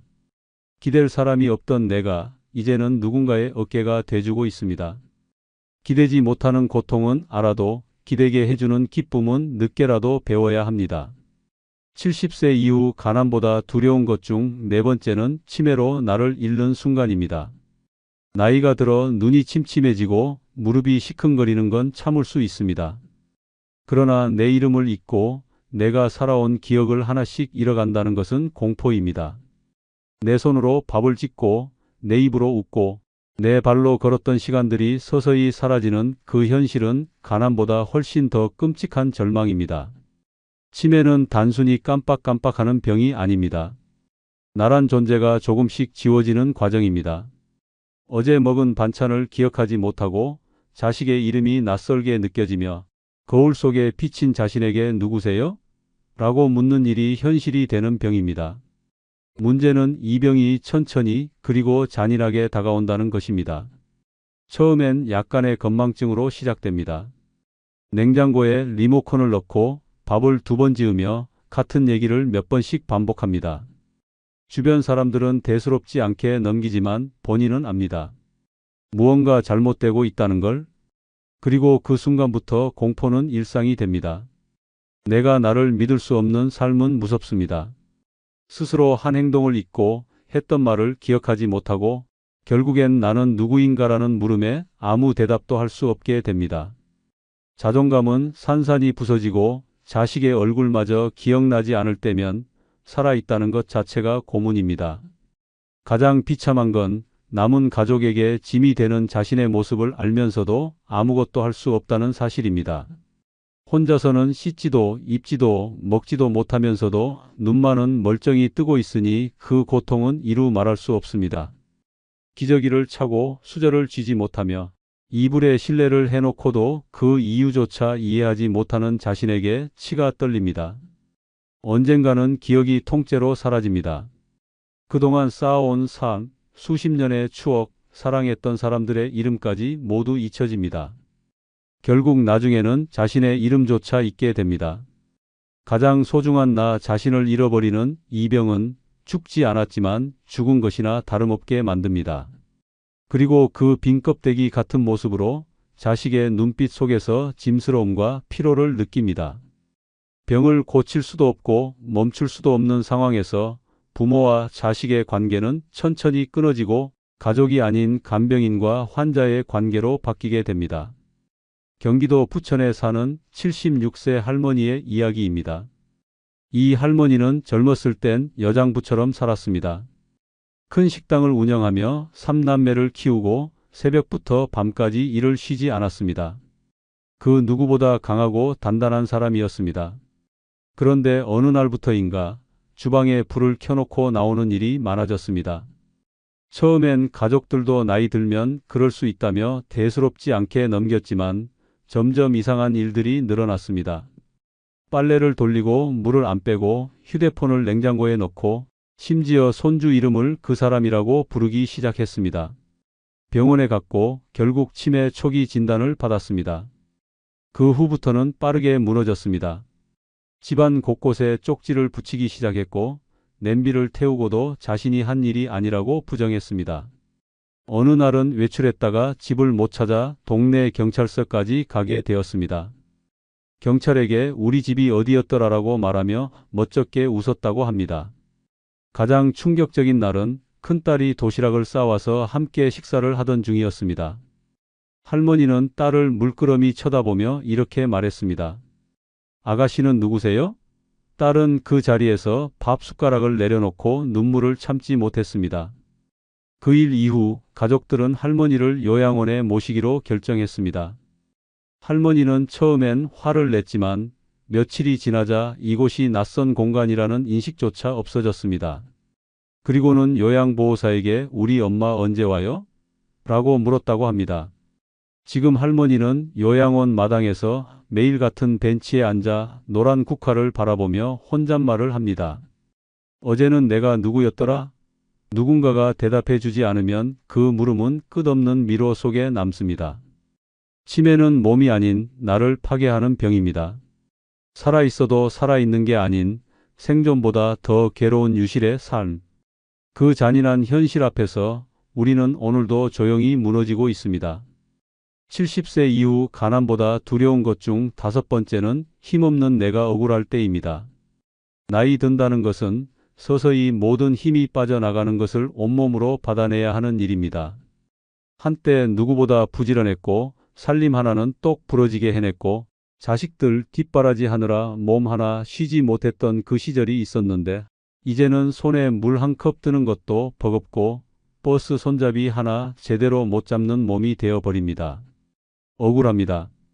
세상은 나를 늙었다고 무시하고 병원에서는 보호자 없으면 설명조차 제대로 안 해주고 복지센터나 관공서에 가면 따님은 안 오셨어요? 라는 말부터 합니다. 내가 내 일 처리하러 왔다고 하면 어이없는 눈빛으로 쳐다봅니다. 무력하다는 이유로 의견은 묻지 않고 대화의 주체가 아닌 짐으로 여깁니다. 가장 서러운 건 진심이 가벼워질 때입니다. 아무리 말을 해도 사람들은 귀담아 듣지 않습니다. 나이 드셔서 예민하신가 봐요. 그 나이면 이해하셔야죠라는 말로 내 생각과 감정을 깎아내립니다. 예전엔 나 없으면 안 되던 자식들도 이제는 내 말보다 스마트폰 속 정보가 더 정확하다며 날 흘려듣습니다. 억울함은 쌓이고 쌓여 분노가 됩니다. 그런데 그 분노마저 터뜨릴 힘이 없습니다. 가슴속이 부글부글 끓는데 입은 벌어지지 않고 몸은 따라주지 않으니 결국 그 억울함을 삼키고 살아야 합니다. 가게에서 돈을 덜 거슬러줘도 따지기 힘듭니다. 병원에서 약이 잘못 나와도 되돌아가기 힘듭니다. 엘리베이터에서 밀쳐졌는데도 괜찮아요라는 말만 입에서 나옵니다. 그저 약하고 나이 들었다는 이유 하나만으로 이렇게 무시당하고 억울해도 그 억울함을 호소할 힘이 없다는 사실이 가장 참담합니다. 사람 취급 못 받는 기분, 내가 이 세상에 아무 영향도 주지 못한다는 현실은 자존심을 부숩니다. 힘없는 나는 말도 조심해야 하고 표정도 읽혀야 하며 행동 하나에 괜한 민폐로 찍힐까 전전긍긍해야 합니다. 하지만 힘이 없다고 삶의 의미까지 사라지는 건 아닙니다. 내가 나약하다고 해서 세상을 향해 목소리를 내지 말라는 법도 없습니다. 비록 육체는 예전 같지 않지만 마음만큼은 여전히 강할 수 있습니다. 그리고 세상에 작지만 분명한 영향력을 줄 수 있다는 걸 증명한 어르신이 있습니다. 서울 강북구에 사는 72세 어르신의 이야기입니다. 이 어르신은 고혈압과 관절염으로 오랜 기간 병원 신세를 지고 있었고 혼자 시장을 다녀오는 것도 힘겨워 늘 자책하곤 했습니다. 버스에서 툭툭 밀쳐도 아무 말 못하고 식당에서 주문이 늦게 나와도 그냥 참고 넘겼습니다. 내가 늙어서 그렇지 뭐라고 스스로를 위로했습니다. 그러던 어느 날 동네 복지관에서 시니어 권익지킴이 교육이 있다는 소식을 듣고 무심코 참가하게 되었습니다. 처음엔 반신반의했지만 점차 나이 들었다고 무시당하면 안 된다. 억울한 일은 목소리를 내야 한다는 말을 들으며 마음속에 있던 무언가가 꿈틀거리기 시작했습니다. 교육이 끝나고 어르신은 처음으로 마을회관에서 열린 주민간담회에 참여했습니다. 평소 같으면 조용히 듣고만 있었겠지만 이날은 손을 번쩍 들고 이렇게 말했습니다. 저기요, 엘리베이터 안에 손잡이 하나 달아주세요. 저희 같은 사람은 그것 하나로 안심하고 탑니다. 그 한마디에 사람들이 놀랐습니다. 어르신의 목소리는 작았지만 울림은 컸습니다. 며칠 뒤 아파트 엘리베이터에 손잡이가 달렸습니다. 그날 어르신은 눈물을 삼키며 혼잣말을 했습니다. 내가 힘이 없다고 생각했는데 이렇게도 바뀌는구나. 지금 이 어르신은 동네 어르신 10여 명과 함께 어르신 의견 모으는 모임을 만들고 분기마다 동사무소에 건의사항을 제출하고 있습니다. 큰 변화는 아니지만 작은 벤치 하나, 횡단보도 앞 의자 하나가 그들의 노력으로 생겨났습니다. 어르신은 말합니다. 힘이 없다고 세상이 나를 무시하는 게 아닙니다. 내가 나를 포기했을 때 세상도 등을 돌립니다. 억울할수록 더 목소리를 내야 하고 그게 곧 내 삶을 지키는 힘입니다. 마지막으로 구독, 좋아요 부탁드립니다. 감사합니다. 아버지가 재혼하신다고요? 그 여자 노린 거잖아요. 엄마가 저런 사람한테 속을 줄이야 믿기지 않아. 결국 우리 돈, 우리 집 다 뺏기게 생겼네. 노년의 재혼은 사랑이 아니라 의심과 갈등의 불씨가 됩니다. 자녀들과의 전면전, 재산 분쟁, 장래와 간병 문제까지 따뜻한 인연을 꿈꾸다 차가운 전쟁터로 밀려날 수 있습니다. 마지막에 남는 건 함께한 사랑이 아니라 씻을 수 없는 후회일 수 있습니다. 자유를 찾으려다 또 다른 감옥을 만든 셈입니다. 늦은 선택이 늦은 인생을 송두리째 흔들 수 있습니다. 재혼은 결코 가볍게 선택해서는 안 되는 인생 후반부의 가장 위험한 도박입니다. 이번 영상은 노년의 재혼이 위험한 5가지 이유와 현명하게 재혼의 위기를 극복하는 실제 사례를 설명드리겠습니다. 좋아요, 구독해 주시면 큰 복 받으실 겁니다. 노년의 재혼이 위험한 이유, 첫 번째는 혈연 없는 가족 간의 갈등이 생기는 것입니다. 혈연 없는 가족 간의 갈등은 노년의 재혼에서 가장 잔혹하고 치명적인 문제입니다. 처음에는 다 괜찮다고 합니다. 자녀들도 어머니 인생이니까요, 아버지도 외로우시잖아요 하며 웃어넘깁니다. 하지만 시간이 지나면 그 웃음은 싸늘한 침묵으로 바뀝니다. 서로 피 한 방울 섞이지 않은 타인들끼리 가족이 되는 일은 결코 쉽게 끝나지 않습니다. 새엄마, 새아버지, 그쪽 자식들이라는 표현은 갈등의 시작입니다. 평생 본 적도 없는 타인의 입에서 어머니를 제가 모셔야죠. 아버지 병원비는 우리 가족이 책임지예요 라는 말이 나오면 듣는 자식 입장은 서늘해집니다. 가장 무서운 건 재산 문제입니다. 말은 사랑으로 시작했지만 끝은 분배 싸움입니다. 서로 자기 부모의 노후를 책임졌다고 주장하고 장례를 치를 권한은 누구에게 있느냐로 다투며 결국 남겨진 건 원망과 파탄뿐입니다. 심지어 그쪽 자식이 왜 여기서 자리를 차지하냐, 우리 아버지 이름으로 된 집인데 왜 당신 어머니가 사냐는 막말까지 오갑니다. 법보다 감정이 앞서고 가족이라는 이름 아래 감춰졌던 적대감이 수면 위로 올라옵니다. 이런 갈등은 결코 단순하지 않습니다. 노년의 재혼은 결혼이라는 이름으로 새로운 전쟁을 시작하는 일일 수 있습니다. 내 자식이 아닌 사람과 한 집에 살며 내 배우자가 그 사람을 챙기는 모습을 보는 건 감정적으로 감당하기 어렵습니다. 특히 병원비나 간병 문제, 상속, 장래 문제에 이르면 관계는 곧장 파열됩니다. 자식들은 부모의 사랑을 빼앗겼다고 생각하고 재혼 상대방의 자녀는 자신의 부모를 대신해 싸우기 시작합니다. 가족이 되었다는 말로 해결되지 않는 꼴이 있습니다. 함께 시간을 쌓지 않았고 함께 상처를 나눈 기억도 없으며 책임져야 할 이유도 없다고 느끼는 그 벽은 생각보다 높고 두껍습니다. 그러니 처음에는 환한 얼굴로 잘 지내보자고 하지만 결국은 왜 이 사람이 우리 가족이냐는 분노로 돌아섭니다. 그때부터는 말 한마디, 밥 한 끼도 감정 싸움의 불씨가 됩니다. 재혼한 본인은 그 갈등의 한가운데서 점점 외로워지고 결국 자신이 했던 선택을 후회하게 됩니다. 하지만 반드시 나쁜 결과만 있는 것은 아닙니다. 잘만 준비하고 서로를 진심으로 받아들일 수 있다면 따뜻한 가족으로 다시 태어날 수 있습니다. 74세 정모 어르신은 70세에 재혼의 두 번째 인생을 시작했습니다. 상대는 남편을 먼저 떠나보낸 68세 여성으로 자녀 둘을 둔 어머니였습니다. 처음엔 자식들의 반대가 극심했습니다. 그 나이에 무슨 결혼이냐, 우린 그쪽 가족이랑 엮이기 싫다며 싸움이 벌어졌습니다. 하지만 두 분은 자녀들에게 재산을 일찍부터 투명하게 정리해 공개했고 서로의 자녀와는 간섭하지 않겠다는 약속도 했습니다. 특히 명절과 제사 문제에 철저히 분리 원칙을 세웠고 서로의 가족을 존중하는 태도를 일관되게 유지했습니다. 시간이 지나면서 자녀들도 서서히 마음을 열었습니다. 결국 결혼 3년째 되던 해 두 집안이 함께 여행을 떠났고 그 후로는 명절 때도 웃으며 함께 밥을 먹는 사이가 되었습니다.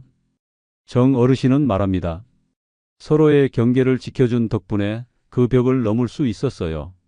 가족은 피보다 마음으로 만들어지는 거더라고요. 노년의 재혼이 위험한 이유 두 번째는 사망 후 장래, 묘지 문제로 갈등이 발생하는 것입니다. 사망 후 장례와 묘지 문제는 노년의 재혼이 가져올 수 있는 가장 잔혹한 갈등입니다. 살아있을 땐 웃으며 함께 늙자고 약속하지만 죽고 난 뒤엔 이 사람 우리 가족 아니에요 라는 말이 찬물처럼 쏟아집니다. 재혼 후 사망하면 장례를 어디서 치를 것인지, 누구 주관으로 할 것인지, 심지어 영정을 누가 들고 입관을 할 것인지까지 갈등이 발생합니다. 자녀들은 고인을 아버지 혹은 어머니로 기억하지만 재혼 상대는 사랑하는 내 남편, 내 아내로 기억합니다.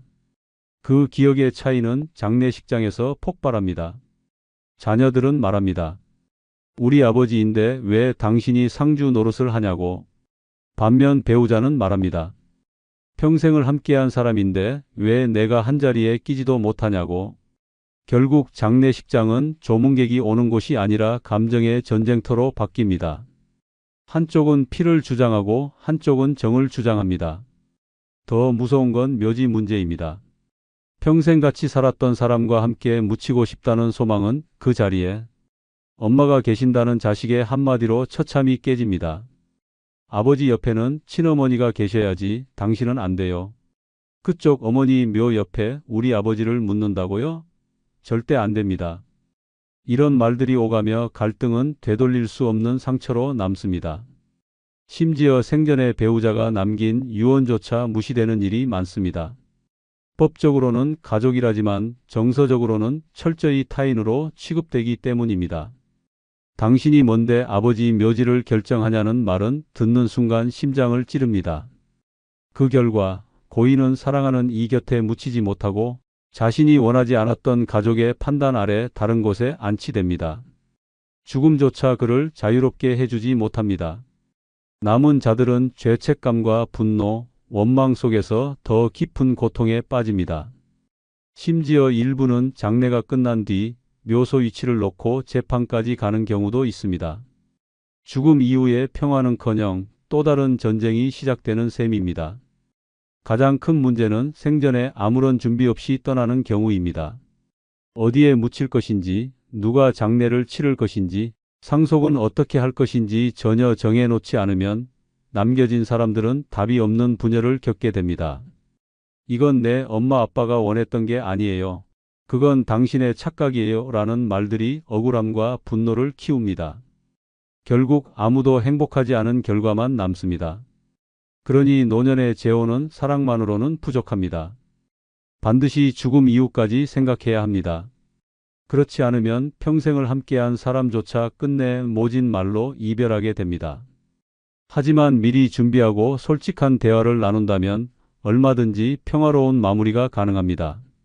75세 이모 어르신 부부는 재혼 후 삶 이후의 계획을 함께 세우기로 했습니다. 두 분은 결혼 초부터 자녀들에게 정식으로 인사하며 모든 재산과 장래 문제를 투명하게 밝혔습니다. 사전에 공증을 통해 사망 시 배우자와 같은 납골당에 안치하길 원한다는 유언장을 작성했고 자녀들과도 정기적으로 이 문제를 공유했습니다. 심지어 생전에 부부가 함께 묘소를 탑사하고 가족들과 함께 묘지 위치까지 선정해 놓았습니다. 장례 절차도 자녀들과 합의해 조율하였고 실제로 2023년 아내가 먼저 세상을 떠났을 때 모든 절차가 조용하고 따뜻하게 이루어졌습니다. 남편 이 어르신은 말했습니다. 미리 말하고 미리 정해두니 모두가 편했습니다. 죽음도 준비할 수 있다는 걸 이제야 알았습니다.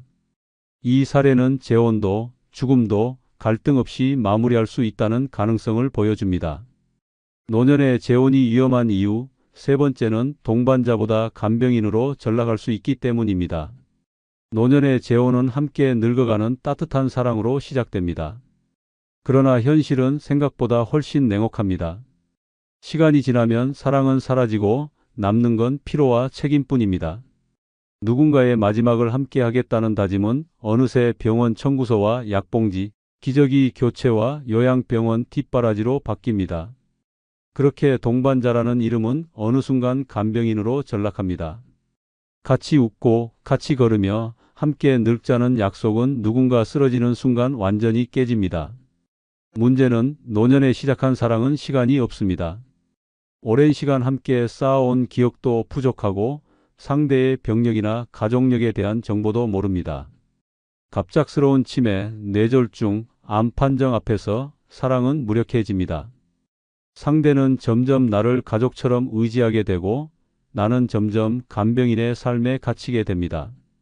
사랑이라는 이름으로 모든 걸 감당해야 하는 상황은 육체뿐 아니라 정신까지 파괴시킵니다.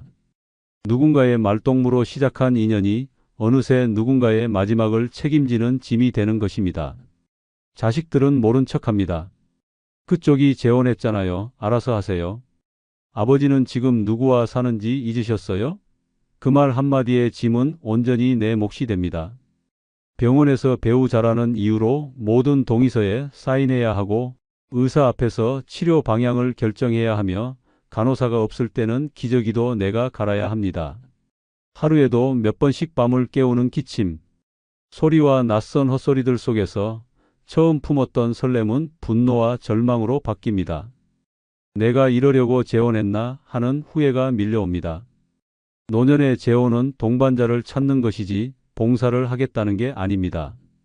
그러나 많은 이들이 현실 앞에서 그렇게 무너집니다. 처음엔 손잡고 산책하던 사람이 어느 날엔 소변을 받아야 하는 사람이 됩니다. 처음엔 같이 요리하던 사람이 어느 날엔 씹지도 못하고 삼키지도 못하는 사람이 됩니다.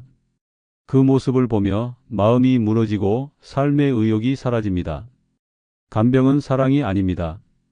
간병은 책임이며 감당할 각오가 필요한 현실입니다. 이 현실을 모른 채 재혼했다면 후회는 너무도 깊고 돌이킬 수 없습니다. 하지만 간병이라는 현실을 인정하고 미리 준비하고 함께 이해하려는 자세가 있다면 이 고통도 극복할 수 있습니다. 72세 강모 씨는 68세에 재혼하며 간병 계약서를 작성했습니다.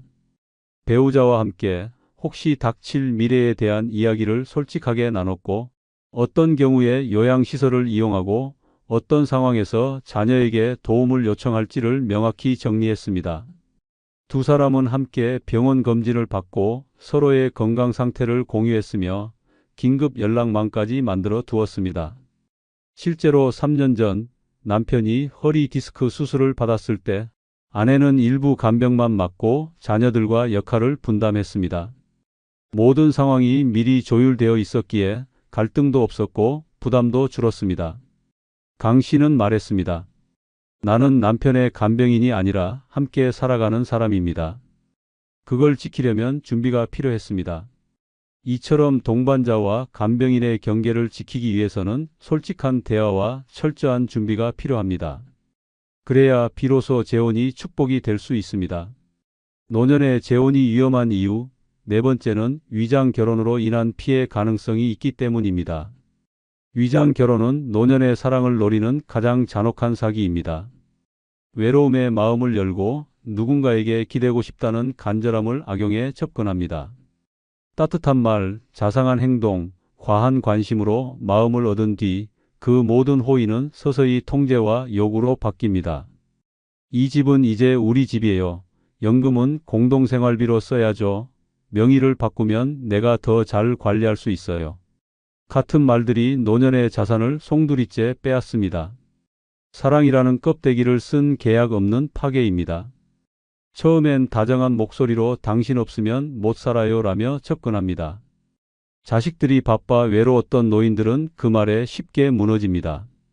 반찬을 챙겨주고 병원에 함께 가주고 말벗이 되어주는 그 따뜻함이 오랜만에 느끼는 사랑처럼 다가옵니다. 하지만 그 진심은 가짜입니다. 노인의 재산, 집, 연금, 보조금, 심지어 사망보험금까지 모두 목표입니다.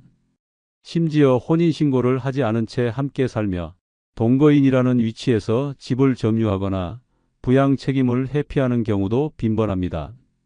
더 치명적인 건 이 모든 상황이 드러났을 땐 이미 돌이킬 수 없다는 점입니다. 문서상으로도 감정적으로도 피해자는 스스로 선택한 사랑이라는 이유로 책임까지 뒤집었습니다. 자식들은 말합니다. 왜 그런 사람을 믿으셨어요? 그러나 이미 그 사람은 마음이 약해져 있는 부모의 가장 약한 부분을 정확히 찔렀던 사기꾼입니다. 아무도 나를 사랑하지 않는다는 고독 속에 갇힌 노인을 향한 접근은 계획적이며 치밀합니다. 처음부터 감정을 조종하고 경제 상황을 파악하고 법적 권리를 탐색합니다. 그 피해는 단순히 돈으로 끝나지 않습니다. 믿었던 사랑이 통째로 무너졌다는 배신감은 삶의 의욕마저 앗아갑니다. 더 끔찍한 건 피해자가 스스로 사랑이었다고 믿으며 진실을 외면하려는 경우입니다. 그래서 고발도 못하고 자식에게도 말하지 못하며 조용히 모든 것을 내어준 채 혼자 무너집니다.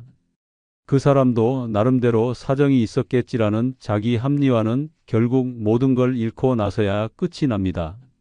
남은 건 비어버린 통장, 돌이킬 수 없는 재산 손실, 그리고 다시는 누구도 믿지 못하는 마음뿐입니다. 노년의 위장 결혼은 단순한 사기 사건이 아닙니다. 그것은 사람의 감정과 인생을 갈기갈기 찢는 인격 살인입니다. 하지만 모든 재혼이 이런 비극으로 끝나는 것은 아닙니다. 충분한 준비와 검증, 그리고 가족과의 솔직한 대화만 있다면 따뜻하고 진정성 있는 만남도 가능합니다.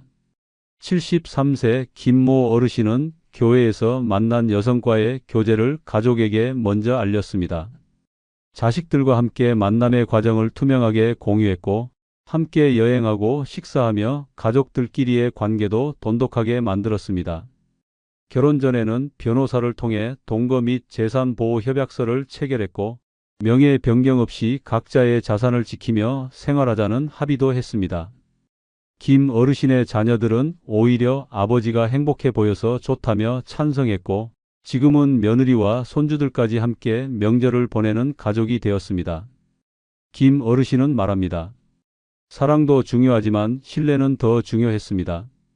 모든 걸 숨기지 않으니 아무 갈등이 없었습니다. 이처럼 열린 사랑과 사전 준비가 함께한다면 노년의 재혼도 충분히 아름답고 든든한 동반자가 될 수 있습니다. 노년의 재혼이 위험한 이유, 5번째는 오히려 혼자일 때가 더 행복했다는 사실을 뒤늦게 알 수 있기 때문입니다. 노년의 재혼을 선택했지만 오히려 혼자일 때가 더 행복했다는 사실을 뒤늦게 깨닫는 순간이 찾아옵니다. 그것은 후회와 허무가 동시에 몰려오는 순간입니다. 외로움을 이겨보려는 용기였지만 돌아온 건 더 큰 피로와 감정의 갈등입니다. 누군가와 함께라는 이유로 삶이 나아지길 기대했지만 정작 내 마음 하나 자유롭지 못한 현실에 눈물이 납니다. 혼자일 때는 마음대로 먹고 자고 쉬고 웃었는데 지금은 모든 걸 맞춰야 하고 조심해야 하고 참아야 합니다. 동반자라는 이름 아래 다시 누군가의 기분을 살피고 습관을 참고 속마음을 숨기는 날들이 시작됩니다. 늙어서까지 다시 누군가의 눈치를 보며 살아야 할 줄 몰랐습니다. 일상이 스트레스가 되고 대화는 감정 소모가 되며 함께 있음에도 외롭다는 기분이 스멀스멀 올라옵니다. 두 사람의 인생은 너무 다르고 삶의 속도는 너무 엇갈립니다. 하나부터 10까지 내가 양보해야 하는 상황이 이어지고 그토록 원했던 따뜻한 동행은 조용한 갈등으로 바뀝니다. 나 이러려고 재혼했나라는 말이 마음속에서 계속 맴돕니다. 누군가 곁에 있다는 안정감보다 혼자 있을 때의 평온함이 점점 그리워집니다. 노년의 혼자라는 건 불행이 아니라 자유입니다. 그 자유를 스스로 버리고 또다시 누군가와의 적응 게임에 뛰어들었을 때 결국 손해보는 건 나 자신입니다. 나를 위해 쓰던 시간, 나만을 위한 공간, 내 마음대로 움직이던 일상이 사라졌을 때 사람은 다시 고립됩니다. 더욱이 사랑이라 믿었던 그 감정이 책임, 의무, 의심으로 변할 때는 돌이킬 수 없습니다. 혼자서도 잘 지내고 있었는데 괜한 기대와 두려움 때문에 누군가를 받아들인 것이 오히려 실수였다는 사실이 분명해지는 순간 사람은 자신을 미워하게 됩니다. 문제는 이 선택을 되돌릴 수 없다는 데 있습니다. 재혼은 단순한 동거가 아닙니다. 함께 살아야 하고 함께 결정해야 하며 함께 늙어가야 합니다. 그런데 그 모든 함께가 고통이 될 때는 혼자보다 훨씬 더 외로워집니다. 누구도 내 편이 아니고 누구도 내 진짜 속마음을 들어주지 않을 때 사람은 혼자일 때가 더 행복했다는 결론에 이릅니다. 이미 관계는 얽혀버렸고 다시 혼자로 돌아가는 것도 쉬운 일이 아닙니다. 그래서 결국 그저 참고 살아갑니다. 표정 없는 얼굴로, 대화 없는 하루로. 하지만 모든 재혼이 이렇게 후회로 끝나는 것은 아닙니다. 준비된 선택과 진정한 이해가 함께한다면 노년의 재혼도 분명 행복이 될 수 있습니다. 69세 최모 씨는 남편과 사별 후 10년 동안 혼자 지내다가 70세에 우연히 만난 이웃과 교제를 시작했습니다. 두 사람은 서로의 삶을 침범하지 않기로 약속하고 동거나 재혼이 아닌 정기적인 만남으로 관계를 시작했습니다. 각자 집을 두고 필요할 때만 함께 시간을 보내며 경제적 독립과 생활의 자유를 유지했습니다. 처음엔 자식들도 걱정했지만 시간이 지나면서 오히려 엄마가 예전보다 밝아졌다고 안심하게 되었습니다. 최 씨는 말합니다. 혼자 있을 때의 자유와 함께 있을 때의 따뜻함, 그 두 가지를 동시에 지킬 수 있어 행복합니다. 이처럼 반드시 결혼이라는 틀에 갇히지 않아도 노년의 사랑은 충분히 가능하며 혼자일 때보다 더 빛나는 시간이 될 수 있습니다. 구독, 좋아요는 무료이며 다음 영상을 가장 빠르게 보실 수 있습니다. 감사합니다. 장수하는 사람과 그렇지 않은 사람의 차이는 단순한 운명이 아닙니다. 어떤 사람은 90세, 100세까지도 건강하게 사는데 어떤 사람은 60대에 병원 신세를 지며 생을 마감합니다. 이 차이를 만드는 것은 바로 장수 체질입니다. 당신은 스스로 장수할 체질인지 생각해 본 적이 있습니까? 몸은 이미 신호를 보내고 있습니다. 사소해 보이지만 이 5가지 조건을 갖춘 사람들은 놀라울 정도로 오래 삽니다. 만약 여기에 해당되지 않는다면 지금부터라도 대비해야 합니다. 그렇지 않으면 당신의 노후는 예상보다 훨씬 빨리 끝날 수도 있습니다. 영상이 끝나면 여러분들의 귀중한 경험과 의견을 댓글에 꼭 적어주셔서 모든 시청자와 같이 공유해 주시면 대단히 감사하겠습니다. 구독, 좋아요 부탁드립니다. 당신이 장수 체질인지 확인하는 방법 중 첫 번째는 가족 중에 장수한 사람이 많은 경우입니다. 가족력이 운명을 결정짓는다는 사실을 알고 있습니까? 부모, 조부모, 그리고 그 윗세대까지 장수한 사람이 많다면 당신 역시 장수 체질일 가능성이 높습니다. 유전자는 인간의 수명을 좌우하는 강력한 요소 중 하나입니다. 아무리 건강한 생활을 한다고 해도 유전적인 요인이 받쳐주지 않으면 긴 세월을 버티기가 쉽지 않습니다. 장수하는 집안과 단명하는 집안의 차이는 극명합니다. 어떤 집안은 80세, 90세를 너끈히 넘기는 어르신들이 즐비한 반면 어떤 집안은 60대, 심지어 50대에 세상을 떠나는 일이 흔합니다. 같은 환경에서 살아도 어떤 사람은 병 없이 오래 살고 어떤 사람은 이유 없이 병을 달고 삽니다. 바로 가족력이 그 차이를 만든 것입니다. 유전적 요인은 혈관 건강, 면역력, 세포 재생 능력까지 결정합니다. 부모님이 고혈압, 당뇨, 심장병 없이 오래 사셨다면 당신도 같은 길을 걸을 확률이 높습니다. 반대로 부모님이 중년부터 병치레를 시작했다면 같은 위험이 당신을 기다리고 있을 가능성이 큽니다. 특히 암, 심혈관 질환, 치매 같은 질병은 유전적 영향을 강하게 받습니다. 가족 중에서 이런 질환으로 고통받은 사람이 많다면 방심해서는 안 됩니다. 전 세계적으로 장수 마을로 유명한 지역이 있습니다. 일본 오키나와, 이탈리아 사르데냐, 그리스 이카리아 같은 곳에는 100세 이상 노인이 즐비합니다. 그들은 무엇을 먹고 어떻게 살아서 장수할까? 물론 건강한 식습관과 생활 방식도 중요한 요소이지만 결정적인 차이는 가족력입니다. 그 지역 사람들은 대대로 장수 유전자를 물려받았기 때문에 병에 강하고 세포 노화 속도도 느립니다. 같은 방식으로 살아도 수명이 다르게 결정되는 이유가 여기에 있습니다. 하지만 가족력이 단명 쪽이라면 희망이 없는 것일까? 그렇지는 않습니다. 유전은 절대적이지만 생활 습관으로 바꿀 수 있는 부분도 있습니다. 부모님이 단명했다고 해서 반드시 같은 운명을 따라갈 필요는 없습니다. 정기적인 건강검진을 통해 위험 요소를 미리 발견하고 철저한 관리로 유전적 약점을 극복하는 것이 중요합니다.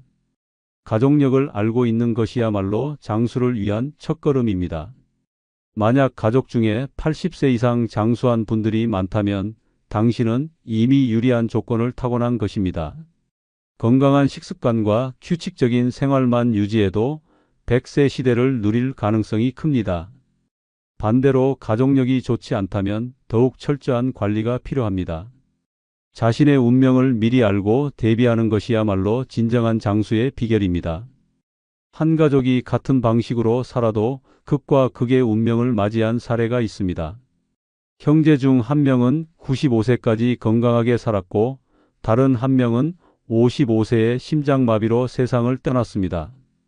둘 다 같은 음식을 먹고 같은 환경에서 자랐습니다. 하지만 한 가지 차이가 있었습니다. 어머니 쪽 집안은 장수했고 아버지 쪽 집안은 심장질환으로 일찍 세상을 떠난 사람이 많았습니다.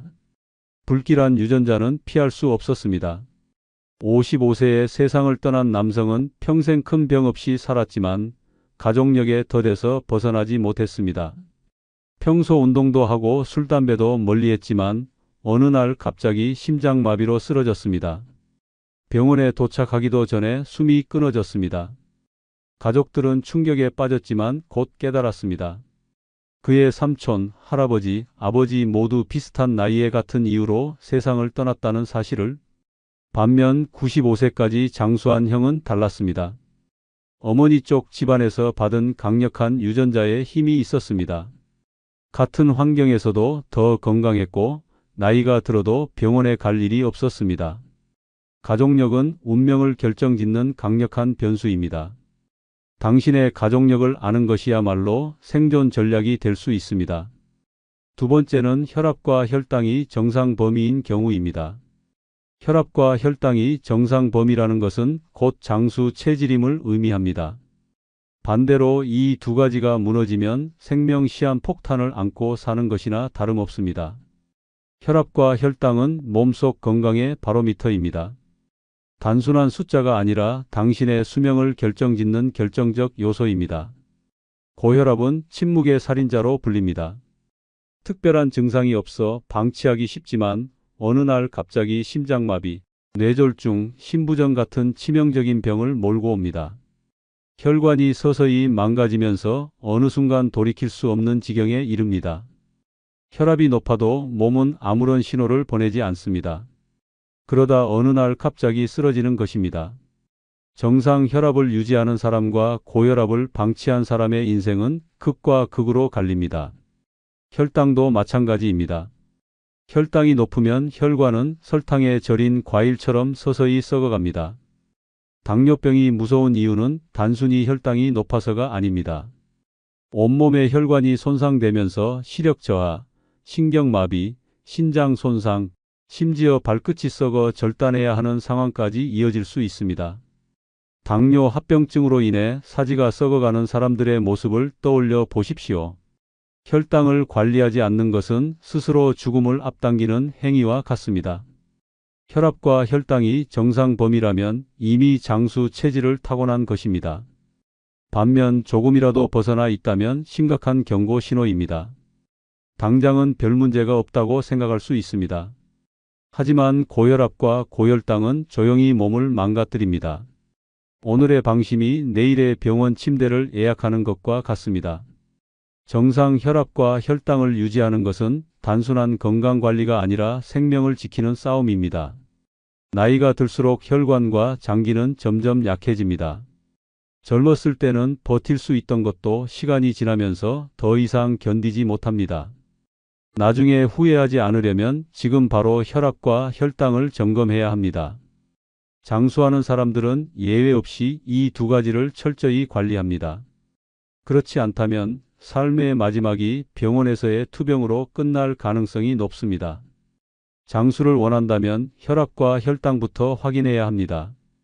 정상 범위에서 벗어나는 순간 시한부 인생이 시작될 수도 있습니다. 건강한 노후를 보내고 싶다면 지금부터라도 혈관을 지켜야 합니다. 75세 박 씨는 평생 건강하다고 믿었고 병원도 거의 가지 않았습니다. 하지만 어느 날 갑자기 쓰러졌습니다. 원인은 뇌출혈이었습니다.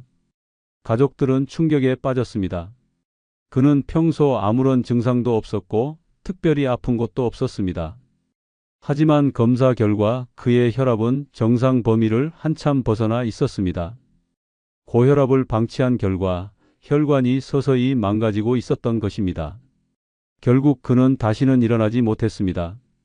78세 또 다른 여성은 당뇨병 진단을 받고도 대수롭지 않게 여겼습니다. 조금만 조심하면 괜찮겠지. 하지만 그 조금이 문제였습니다. 단 음식을 좋아했고 생활 습관도 바꾸지 않았습니다. 몇 년 후 그녀의 발끝이 썩기 시작했습니다. 혈관이 망가져 혈액순환이 되지 않았기 때문입니다. 결국 발을 절단해야 했습니다. 평범했던 삶이 순식간에 무너졌습니다. 혈압과 혈당은 방심하는 순간 치명적인 결과를 불러옵니다. 괜찮겠지라는 생각이 인생을 송두리째 바꿀 수 있습니다. 조용히 진행되는 건강의 붕괴를 절대 가볍게 생각해서는 안 됩니다. 세 번째는 규칙적으로 운동하는 습관이 있는 경우입니다. 운동을 규칙적으로 하지 않는 것은 스스로 수명을 깎아먹는 것과 같습니다. 인간의 몸은 움직이도록 설계되어 있습니다. 하지만 편리함에 익숙해진 현대인은 걷는 것조차 귀찮아합니다. 차를 타고 이동하고 엘리베이터를 이용하고 하루 종일 의자에 앉아 생활합니다. 이렇게 살아가면 몸은 점점 녹슬어가고 결국 병들어 쓰러지는 순간이 찾아옵니다. 운동 부족은 조용한 살인자입니다. 근육이 약해지면서 허리 통증이 시작되고 관절이 약해지면서 작은 충격에도 쉽게 다칩니다. 심폐 기능이 저하되면서 계단 몇 개만 올라가도 숨이 차고 면역력도 급격히 떨어집니다. 무엇보다 혈관 건강이 무너지면서 고혈압, 당뇨, 심근경색 같은 치명적인 질병들이 줄줄이 따라옵니다. 운동을 안 하면 몸이 살찌는 것이 문제가 아니라 몸속 장기와 혈관이 망가지는 것이 더 큰 문제입니다. 규칙적으로 운동하는 사람과 그렇지 않은 사람의 노후는 극과 극으로 갈립니다. 운동을 꾸준히 한 사람은 80세, 90세가 되어도 허리가 곱고 걸음걸이에 힘이 있습니다. 반면 운동을 하지 않은 사람은 60대부터 휘청거리고 70대만 되어도 거동이 불편해집니다. 같은 나이인데도 한쪽은 활기찬 노년을 보내고 다른 한쪽은 병상에 누워 있습니다. 그 차이를 만든 것은 단 하나, 운동 습관입니다.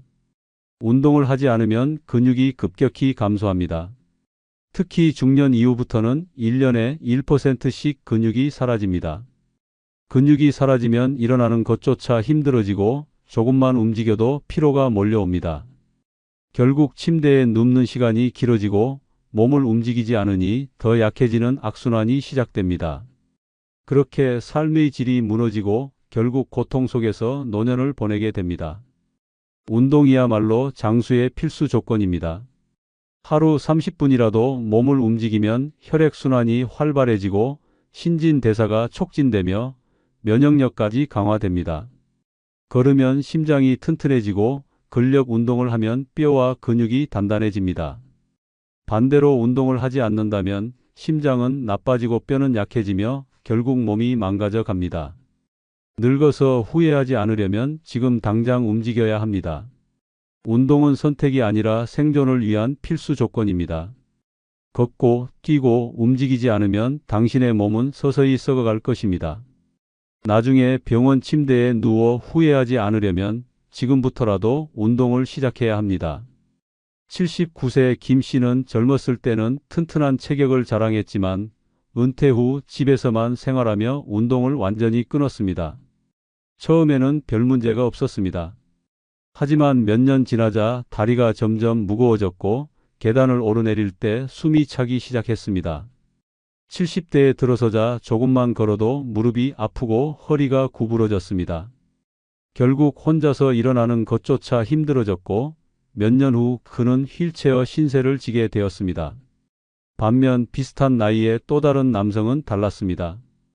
매일 30분씩 빠르게 걸었고 가벼운 근력 운동을 꾸준히 했습니다. 그는 80세가 넘어서도 허리가 꼿꼿했고 혼자서 시장을 다니고 여행을 즐겼습니다. 같은 나이에 누군가는 침대에서 누워 지내고 누군가는 건강하게 활기찬 노년을 보내고 있었습니다. 그 차이를 만든 것은 오직 운동이었습니다. 운동을 멈추는 순간 몸은 서서히 망가집니다. 오늘의 나태함이 미래를 파괴합니다. 늙어서 후회하지 않으려면 지금 당장 움직여야 합니다. 네 번째는 스트레스를 잘 해소하는 경우입니다. 스트레스는 보이지 않는 독입니다.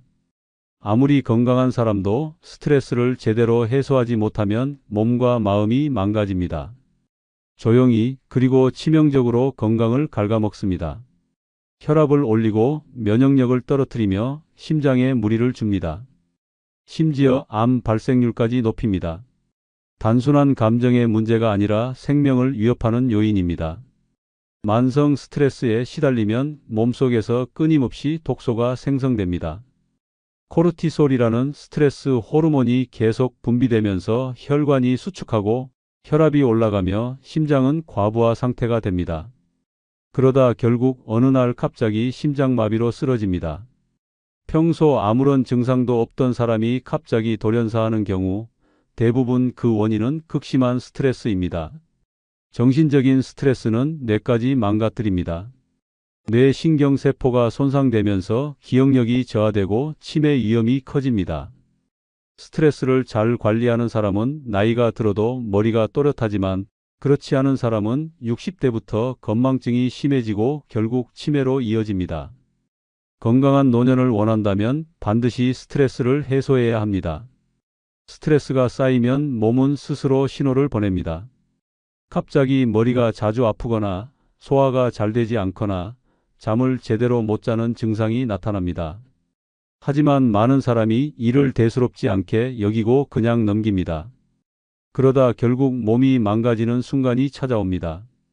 하루하루 쌓인 스트레스가 몸을 잠식해가는 것입니다. 동물들도 스트레스에 취약합니다. 실험에서 지속적으로 스트레스를 받은 쥐는 수명이 짧아지고 면역력이 급격히 저하되었습니다. 스트레스를 받은 개는 이유 없이 털이 빠지고 위장 장애를 겪으며 심지어 성격이 변해 공격적으로 변합니다. 동물도 이렇게 변하는데 하물며 인간은 어떻겠습니까? 끊임없는 스트레스 속에서 살아가는 사람은 몸속 장기가 점점 약해지고 결국 심각한 질병으로 이어질 수 있습니다. 스트레스를 해소하는 능력은 장수의 필수 조건입니다. 장수하는 사람들의 공통점은 긍정적인 사고방식과 유연한 마음가짐을 가지고 있다는 것입니다. 반면 쉽게 화를 내고 부정적인 감정에 휩싸이는 사람들은 수명이 짧아지는 경향이 있습니다. 스트레스를 받았을 때 이를 털어내는 방법을 알고 있는가가 수명을 결정짓는 열쇠가 됩니다. 가슴 속에 쌓아두면 스트레스는 독이 됩니다. 억누르면 병이 됩니다. 스트레스를 받았을 때 적절히 해소하는 것이야말로 건강한 삶을 위한 필수 요소입니다. 장수를 원한다면 스트레스를 다스리는 법부터 배워야 합니다. 그렇지 않으면 그 스트레스가 결국 당신을 집어삼킬 것입니다. 79세 정 씨는 평생 가족을 위해 희생하며 살아왔습니다. 하지만 성격이 예민하고 걱정이 많아 작은 일에도 스트레스를 심하게 받았습니다. 자식 문제, 경제적인 걱정, 사소한 인간관계까지 모든 것이 그의 마음을 짓눌렀습니다. 화를 내고 싶어도 참았고 속이 타들어가도 표현하지 않았습니다. 그러던 어느 날 갑자기 가슴을 부여잡고 쓰러졌습니다. 심근경색이었습니다. 병원에서는 너무 오랫동안 스트레스를 쌓아둔 결과라고 했습니다. 결국 그는 몇 년 후 우울증까지 겹쳐 건강이 급격히 악화되었습니다. 반면 80세 이 씨는 달랐습니다. 그도 인생에서 많은 어려움을 겪었지만 언제나 지나가면 별것 아니다라고 생각하며 스트레스를 털어냈습니다. 힘든 일이 생기면 친구들과 만나 웃고 가볍게 산책하며 기분을 전환했습니다.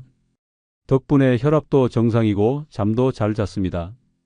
80세가 넘었지만 활력이 넘쳤고 주변 사람들은 그를 보고 젊은 사람보다 더 건강하다고 말했습니다. 스트레스는 몸을 망가뜨리는 보이지 않는 독입니다. 김 씨처럼 속으로 삭히며 사는 사람과 이 씨처럼 털어내는 사람의 삶은 극과 극으로 갈립니다. 오래 살고 싶다면 스트레스부터 다스려야 합니다. 다섯 번째는 하루에 7시간에서 8시간 충분한 숙면을 취하는 경우입니다. 수면 부족은 조용한 살인자입니다. 눈을 감고 자는 단순한 행위 같지만 숙면을 취하지 못하면 몸과 뇌가 서서히 망가집니다.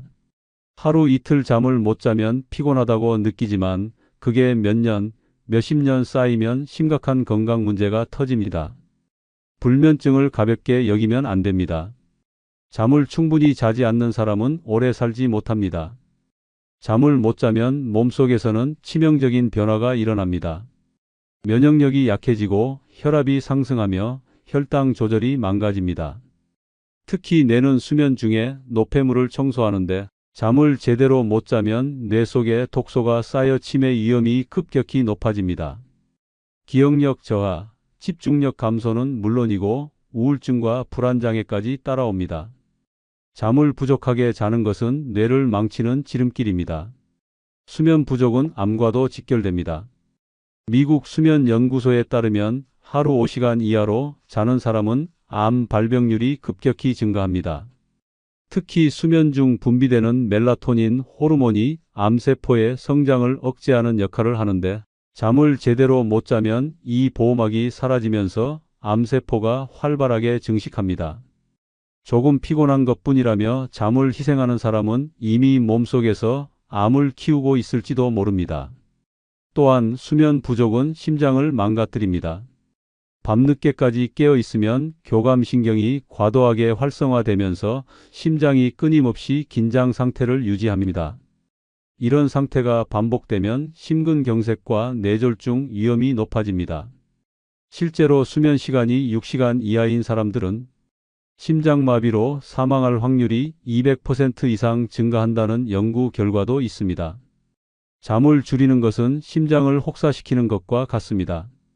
반대로 하루 7시간에서 8시간 충분한 숙면을 취하는 사람들은 혈압이 안정되고 면역력이 강해지며 신체 기능이 최적의 상태로 유지됩니다.